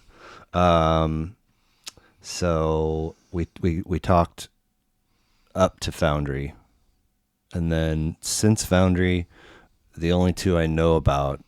You were at Buzzard for a minute, right? Yeah, I was at Buzzard for about 3.5 years. Okay. 4 years. Like 4 or 5 shifts a week. I mean, you didn't really have to do that at Buzzard. Because it was lucrative enough to where you could do less. Yeah. Okay. Yeah. Okay. Yeah. I mean, bartending's always been good money. Yeah. That's why idiots do it. Beats working. Buzzard, up, down. Am I missing any other stops? I stopped a beer station. When I was really beer station's a great joint. Here I worked there for about a year and a half, and then I stopped doing that. Meaning like over here on Gregory? Mm-hmm. Okay. Yeah. Okay. Yeah. It's a good joint. The owner's a real nice man. At the time, they had a general manager that I was a big fan of. He used to run Waldo Pizza in the tap room for forever. Sure. His name is Darren. All right. He's a solid dude, and for whatever reason, their interaction didn't work, and Darren left, and there was a hole in the management structure. Sure. So a lot of phone calls for you're not paying me a salary, man. I'm not trying to answer there's a reason why I do this. I'm not trying to answer my phone right when I go home. Now, this is the longest I've been off my phone in a month of Sundays. Well, so thank you for that. Yeah. So beer station, any other? And then I went to work for Boulevard for a little bit, thinking the that I was gonna event get out. space. No, I actually the brewing company. I was working down at 3030 and was in production. No kidding. And then was going. I was going to go like be a cellarman and eventually like try to brew and make $45,000 a year. But Okay. But I'd be with my wife and we'd have our evenings together. And, Sure. And going back to this, not having a car, I was taking the bus. And you were a bus taking son I of a loved bitch. it, man. Yeah. I fucking loved it. I love it. And this is back when it cost $1. Right. It's not free like it is now. These kids nowadays with their free buses, it's fucking soft. Man. Uphill, back to in a snowstorm. Exactly. A buck. But I the bus I wanted was gonna be a while, so I took another bus down to hop on the Max on Main Street, and I got off and I saw that they were, Up Down was opening there. I saw that there was, what I saw was Eazy-E and like a graphic. I saw Eazy-E and his Lokes, and I was like, immediately was drawn to that. So I walked over there and I saw that it was, going to be an Up Down, and they're opening there. So I went home and I told my wife, I was like, listen, I know I told you I wasn't going to bartend anymore, but see what had happened was. And I think she would agree that I made the right choice. I don't think that you used the proper amount of inflection on that phrase. See, what had happened was... Well, yeah, because I was trying to sell it. Yeah, I know, So- I know it. But I works as joints, grinders, God, Lost and Foundry, Yeah. Les Yep. Buzzard, Firefly, I worked at Grinders for one shift.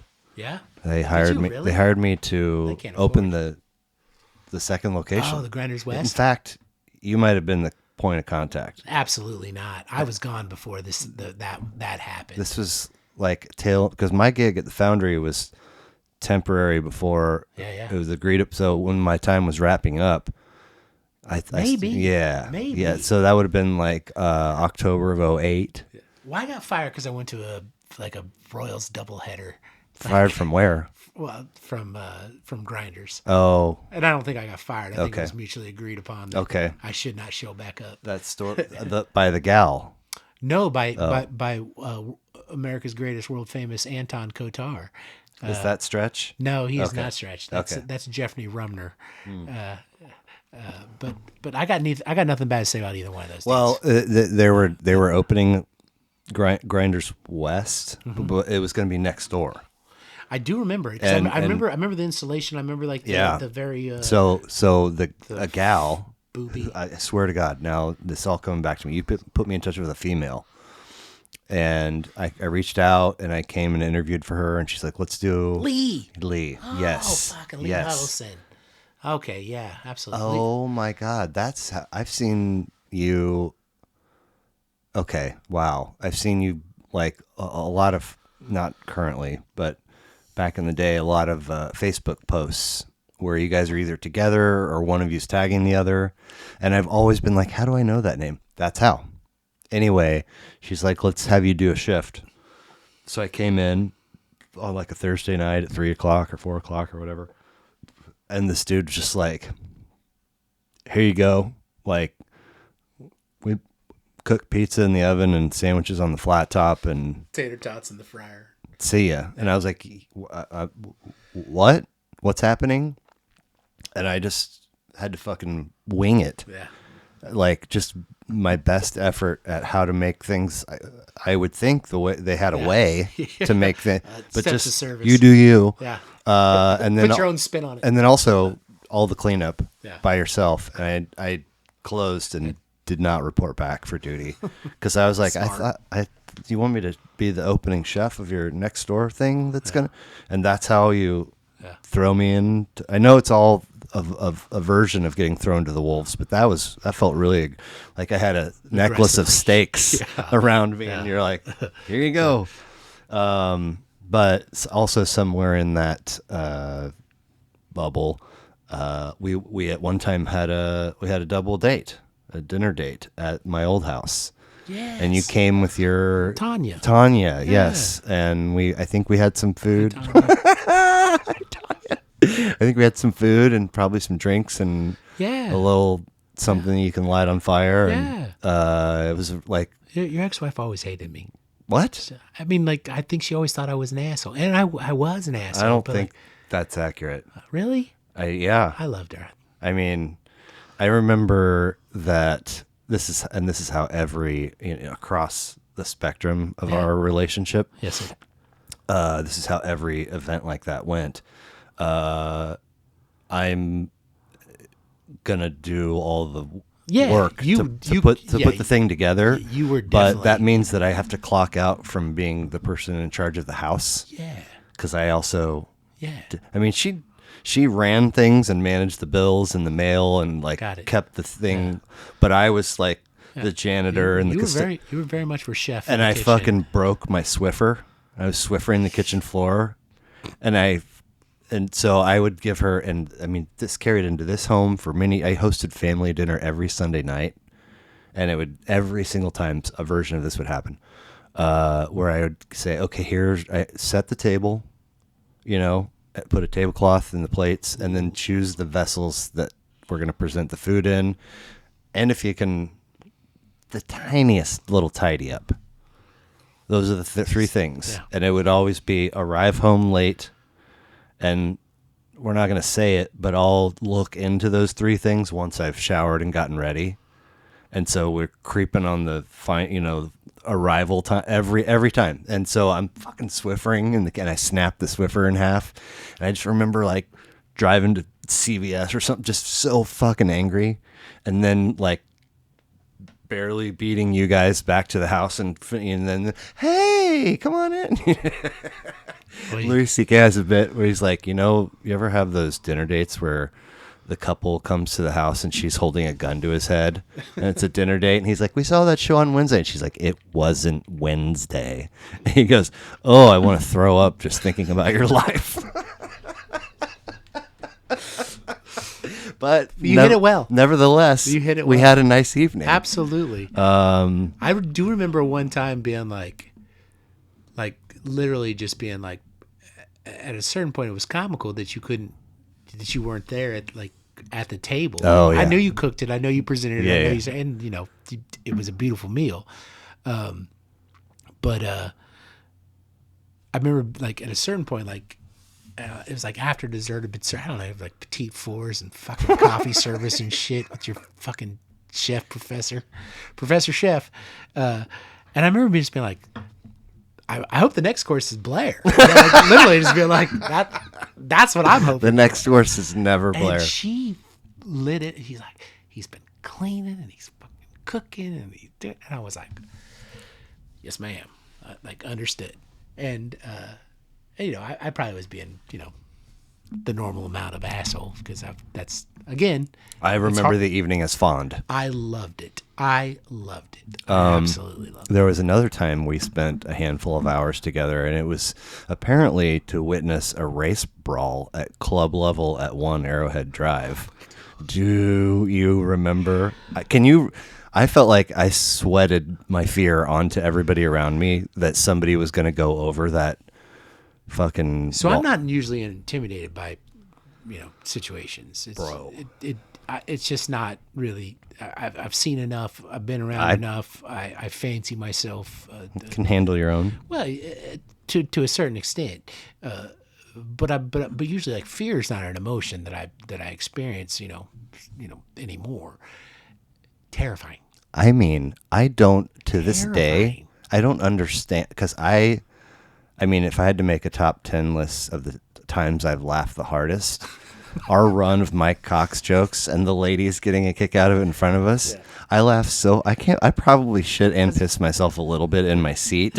I can't reconcile in my tiny brain that and the fucking fight happened in the same lexicon. I mean, in just a fucking little 3-hour window. The Venn diagram of Mike's Cox jokes.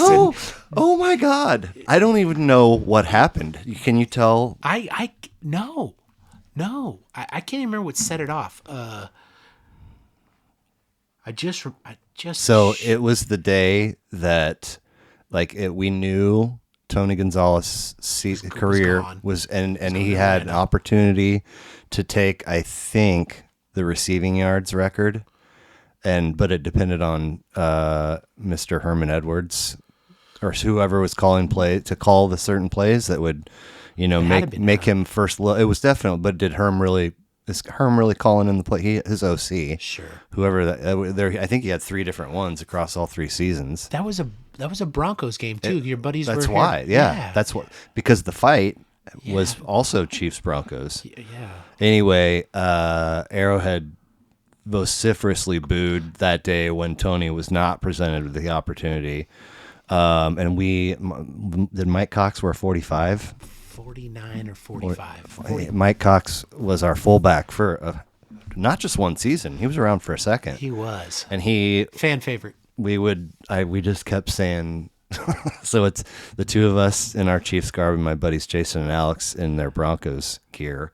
I think Alex was here. Yes, they both were here. And we ran the Mike Cox phrase as far into a hole as you possibly can. Mike Cox sure knows how to hit a hole. Mike Cox takes a pounding. And these older ladies in front of us, these older ladies in front of us were loving it. Yeah. Like giving us smiles. Yeah. And then all of a sudden out of nowhere, there's a couple of Raytown's finest in the front row, club level, which means there's a fucking drop. All the way. Yeah. To concrete stairs or folding chair. I mean, none of it's going to end well. Yeah. And at least one black dude in a Broncos jersey. I don't know if it was a black dude and a white dude or if it was multiple black. I don't know. But all of a sudden people are shouting. Them from the front row and these dudes from the kind of the stairs of that section, right? Yeah, there was, and I'm sure people have seen confrontations in sporting events before. It's 12, 13, 14, 15 rows where they very much found each other. They weren't close. No, not even close. Not even. And I think that was the part that was some of the part for me that was so jarring. That and the sheer amount of just how many times they each punched each other violently, and multiple people didn't go. I remember the cops showing up and being like, and waiting for more cops to show up to interact. Yeah. And it was like 8-on-8. And these were guys that had like chin-ups for breakfast. I mean, it was the most violent thing I've ever seen out there. So like I grew up, I caught this like healthy stretch of Dirty Harry movies. Yeah.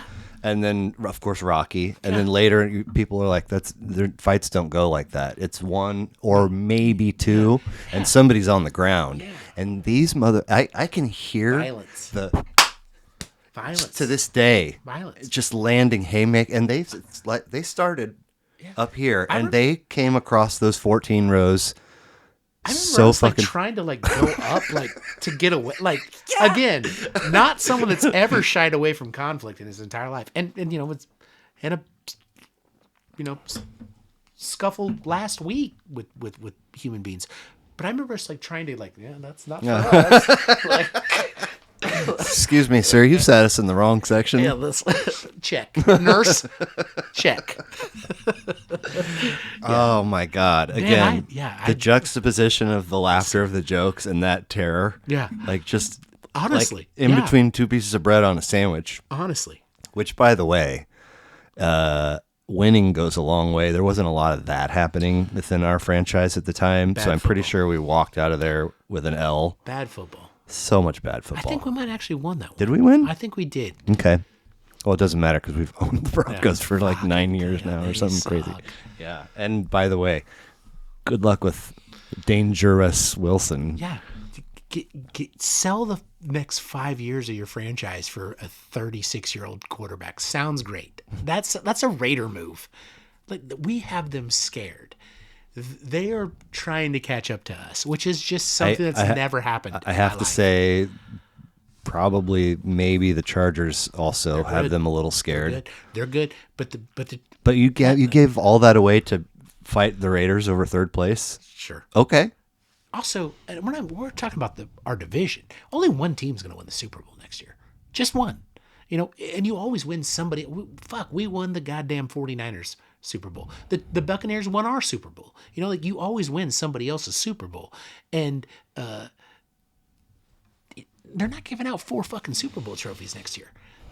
The Bills and the Chargers and the dude. Not everyone. Josh Allen, fucking legit. Is he? He had a lot of bad games. Did he? Yeah. Oh, okay. I mean, I only watched the ones he played against us. So and awesome. Especially that playoff game. I was like, what is happening right now? Awesome. That was the craziest fucking game. Awesome. Also, salary caps. If they don't win one next year, maybe the year after that, but that window is slamming shut. We're reloading.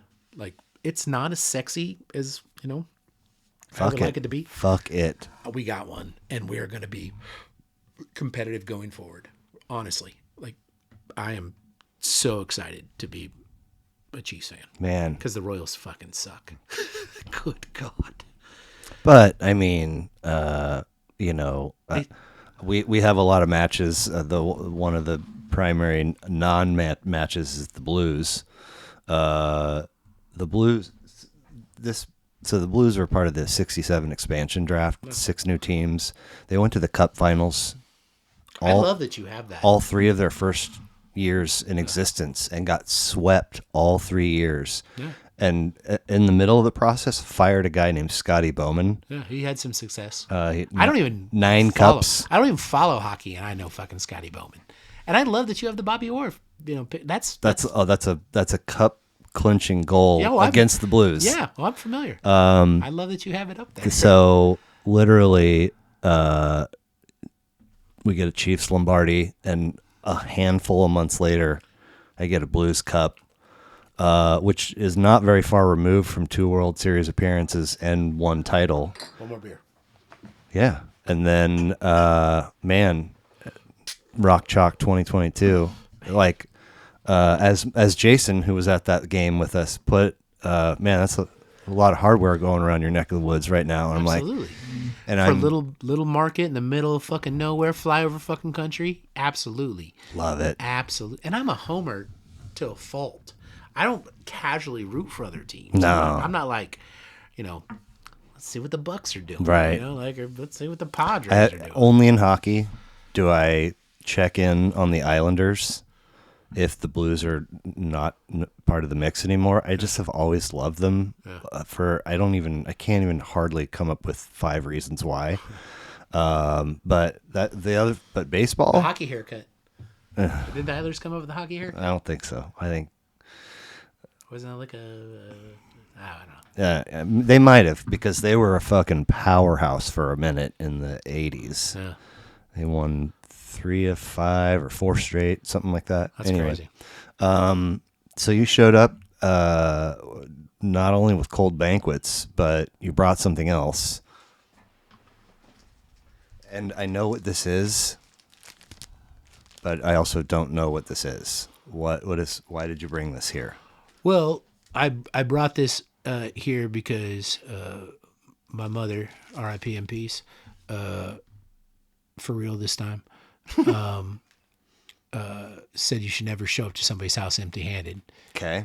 As a guest. Okay. And while I didn't do any research for this particular podcast, I did listen to some moments just to make sure that like there wasn't like some sort of physical challenge in the middle of it, where not you're chin-ups for breakfast. Yeah, you're just like 5 guys, 6 wieners, like just some general weirdness, which I would have been fine with. That's going to be an image I can't burn out quick enough.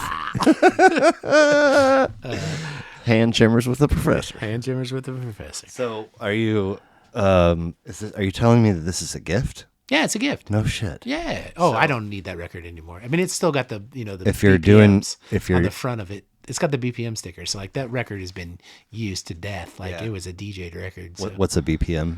Beats per minute. So when you're scratching, you want to like line up like you need like comparable beats per minute, or it'll sound. It won't.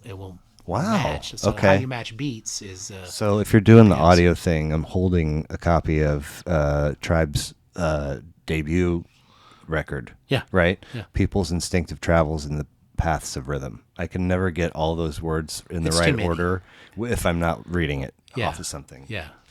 Was low end? No, that's the first one. Low end theory was second. This is second. Because low end theory, because that has that left my wallet. Yeah, so that's the first. That's the first record, and then low end theory was second. This is 89, and Low End Theory came 90, 91. Yeah, is that right? Yeah. Thank you. You're welcome. But I did hear you saying that you needed some more Tribe listening. Yeah. Q-Tip is I've said before, I really thought his solo career was going to explode after his first record, and then somebody said he did put out a second, but it's been a minute since that happened. Yeah, I kind of think like the Love Movement was like almost like a Q-Tip solo album. I mean, it was a Tribe record, but it was it was kind of a really good record. Is that Reverend Do-Good? Mm-hmm. Yeah, that's a good. Back. What is it? Skits. I put bread in my toaster. What came out? Toast. No, Jesus. She was still next to me. So you purchase on the reg vinyl and have had for a minute, or? Yeah. So my wife and I bought a house over in KCK a couple Decembers ago, and she allowed me, like the first thing we did, like she allowed me to like build some custom shelves, so I could like vinyl's heavy, right? Yeah. Like anybody, like vinyl weighs a ton. Peanut Butter Wolf was lying. Like my vinyl weighs a ton. 1,000 records, is a lot. 2,000 That's why records. you tote them in sturdy crates. Well, yeah. Or If you're moving them around a lot. if you're moving them around, like I got weird about. Even where do you find crates nowadays? Like Next to the dumpster in a gas station parking lot. in 1999, Yeah, like they're yeah, not there yeah, anymore, right. bro. I mean, I remember where we used to get them. I'm just, where do you get them now? But yeah, she allowed me to build a space to keep them. But over the course of my life, I've gone without meals to buy music, and I've also sold music to live. And now I can, but yeah, I'm probably couple $100 a month On vinyl, with the blessing of the wife. I mean, it's really like one of my only expenditures, man. Okay. Like honestly, like I travel, like I don't give a shit. Obviously, I don't care how I dress. Like I'm not. Have you? Free State represent, by the way. Exactly. Have you? How long ago did you build these shelves? About a year and a half ago. And so my favorite thing though about like I'm currently dealing with like chaos method. Like the organization is chaos. Well, I was just about to ask you, has the Chaos. collection outgrown the shelves you just built? Oh no. Okay. No, I probably got. But chaos because the collection's not organized? Yeah. What are you going to do about that? I mean, the thought process always was that when the kid had time, I was going to do it with him. We're just going to do straight Discogs. I love that. How the Discogs is, and like I have my own section. Like I'm keeping his records for him until he has a place. He has his own pieces of vinyl? He probably has 200-300 record collection. Get out of here. I mean, I paid for 94% of them. But he chose them? Mm-hmm. Yeah. And he's way into like some jazz shit now. Yo. Dude, he's killing it. He's straight killing it. Okay. And I'm just holding them for him. I'm just like, So you're, is that a realistic expectation that the organization will happen together at some point in the relatively near future? he's gonna come stay with me for for this summer for there you go. for a foreseeable amount of time. Man, I mean, I'll pay him for it, whatever, like dad bucks or yeah, whatever. ice cream. Yeah. Man, that's really cool. But because of that, it's like allowed me to like really interact with my records in a way that I would never choose to. Like, what is going on here? At what point, looking back, obviously, because initially purchase of vinyl was because that was the medium that you were sort of born into, right? Your brothers had vinyl, and there was a record player in your house. Yeah. Tapes didn't sound good. Well, I think, yeah. I mean, but you probably had some tapes, you had some CDs, you had yourself some Napster. We live in the current world of streaming. When did you make the leap from like vinyl as a part of my life to like I'm a collector and a connoisseur? Not because I like to say that, because it gives me joy, like that building in New Orleans did April 5th. When the Jayhawks Rock Chalk won their third championship in my life. I don't think it ever left me, man. Like I honestly think, like, again, going back to the only thing I ever think that was cool about me was the music that I knew about that you didn't know about from like 1990 to like 1996. Hell yeah. So like that's really like the only time in my life that I ever think that like whatever I was doing was different than whatever the fucking shit you was doing. It was just on a different level. It was cooler than your shit. It just was. It sounded better.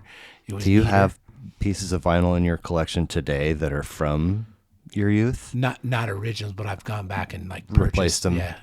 At one point, like for a hot minute, and my memory is like R5D4. You know who that is? No. It's the red and white droid Yeah. that Luke and Uncle Owen. It's like the Uncle 16th. Owen, this one's got a bad motivator, and that's my brain and memory. But you were fucking DJing for a minute. I don't know that I ever saw you with 2 turntables and a mixer. I think maybe it was all software on a laptop. Nobody cared about, like, literally no one cared. But you were I started as that, but no one cared. So, like, you know, it started as what? as is bringing out vinyl and stuff. But It was did? but very much like, I mean, like, and that's why, you know, that's why the BPMs are on the record, my guy.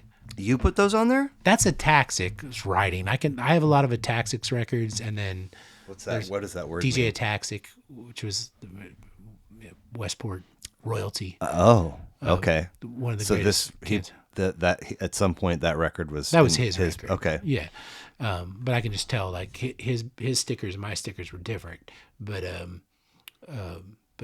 yeah, I mean, that's why those stickers were theirs, because you were hauling records out to play. So if you're bringing a coffin and your crates and all the shit and nobody gives a shit, then why bother? Yes, sir. And that's how you landed this. Yeah, and that's why I started doing, you know, like, I would do TUEs, like,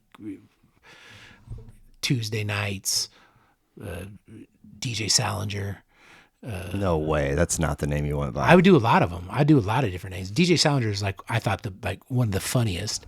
Just JD. Yeah. You know, It's DJ Salinger. one year Jason's from Race Brawl football game. One year Jason's fantasy football team was double Dwayne Bow after the double rainbow. I was like, fuck. That's good. It's really good. It's really good. Another year it's on like Indomicon too. But Puns. But DJ Salinger. DJ Salinger, Hilarious, right? bunch of goddamn phonies. Yeah. I'm out here with Macho my Gouch, laptop. Yeah. Exactly. You know, like, it was the same fucking thing. I would be DJ 1 million, DJ 500,000, DJ $50. Like, you know, But you had some gigs. no one cared. But you No- had gigs though, right? And you were getting paid. Yeah, I mean, And I was I it- played like Karma. That was like getting Yeah. drunk at a paintball arena. Just like why, like Lizard, No one knows why we're here, but Lizard. Lizard give me like $100 to not play hip hop, and some guy would give me $100 to play like Bullshit. fucking. I'd be like H to the Izzo. you gotta be kidding me. Oh my god! It was Oh man, that's Tuesday night. right? Who fucking cares? But was it fun? Absolutely. I bet. And it kept me, like, seeking out music. Yeah, man. Like, in a time where That's when you're like, there's a ceiling to dealing with your own shit and all that you know. Yeah. And then there's a time where you're like, oh, I gotta get something it's fresh. Cool. It's cool to stay busy, man. Like, you know, and if you're seeking something that you're passionate about, then there's nothing better. And I love other people's music. Man, yeah. Wow. Well, I know I have 2 hungry dogs, and bedtime is probably quasi near for all of those near and dear to us, including ourselves. So I feel like we should get you out of here. Okay. But I can't tell you how much it means to me that you are not a service industry person that I had reservations about contacting. I told Nick, I think it was Nick, that the whole process to getting you in the chair is kind of like courtship from the olden days. Mm-hmm. Where you like roll up on somebody's porch and ask a father if you can call on his daughter. So it's like the whole conversation. And then if you're interested, then we talk deeper. And then if you give me records, I'll give you dates to choose from. And then the final piece is you graciously donating your time to drive to my house to sit in my basement for fill in the blank and bullshit about music. And I can't tell you like how grateful I am every time somebody does it, but especially if it's somebody that I really admire and respect and look up to, and confidently and with a smile did not think this service industry person might flake. just as easily as the next. So when I heard my doorbell ring and my dog bark, I was like, fucking Ethan Brown's here, dude. That's where it's at. 10 minutes early, because 10 minutes early is on time. On time is late and you're fired. I mean, service industry. This fucking crotchety. I was an off ice official for the Mavericks in their first 2 years of existence. Yes, you were. Which means you either are in the penalty box, like with the dudes, and sometimes if shit gets out of control, there can be like 4, and so you quickly go from sharing opposite ends of a bench to standing with gladiators. Yeah, and when they rip the door open, you're just behind it with a clipboard and a fucking lanyard. Yeah. Or like light the goal lamp, when you get to light it, or stats up in the anyway.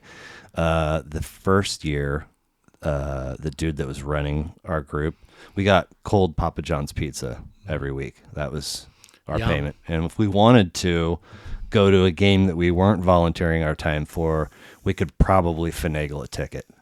Those were the perks of that gig.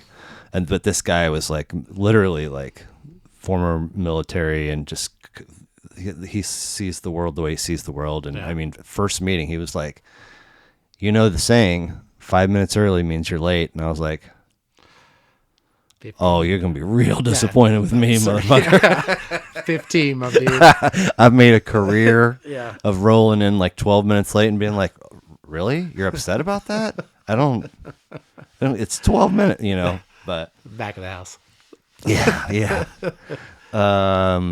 But man, so the Glass House is the beer store? Liquor store. The liquor store. Liquor store. Okay, I was like, is he picking up a piece on the way over? No. He's going to christen a new Chubler or whatever the kids have. I was just trying to get into the goddamn hip hop headspace. Man, I mean, I hope I did it. I don't think I did all the white boys proud. You're the fucking captain of the Great Space Coaster. I don't think you need to try hard to get into a good hip hop space. All right, you know what's worse than 9/11? 3/11. Dude, oh my God. Good night, Australia.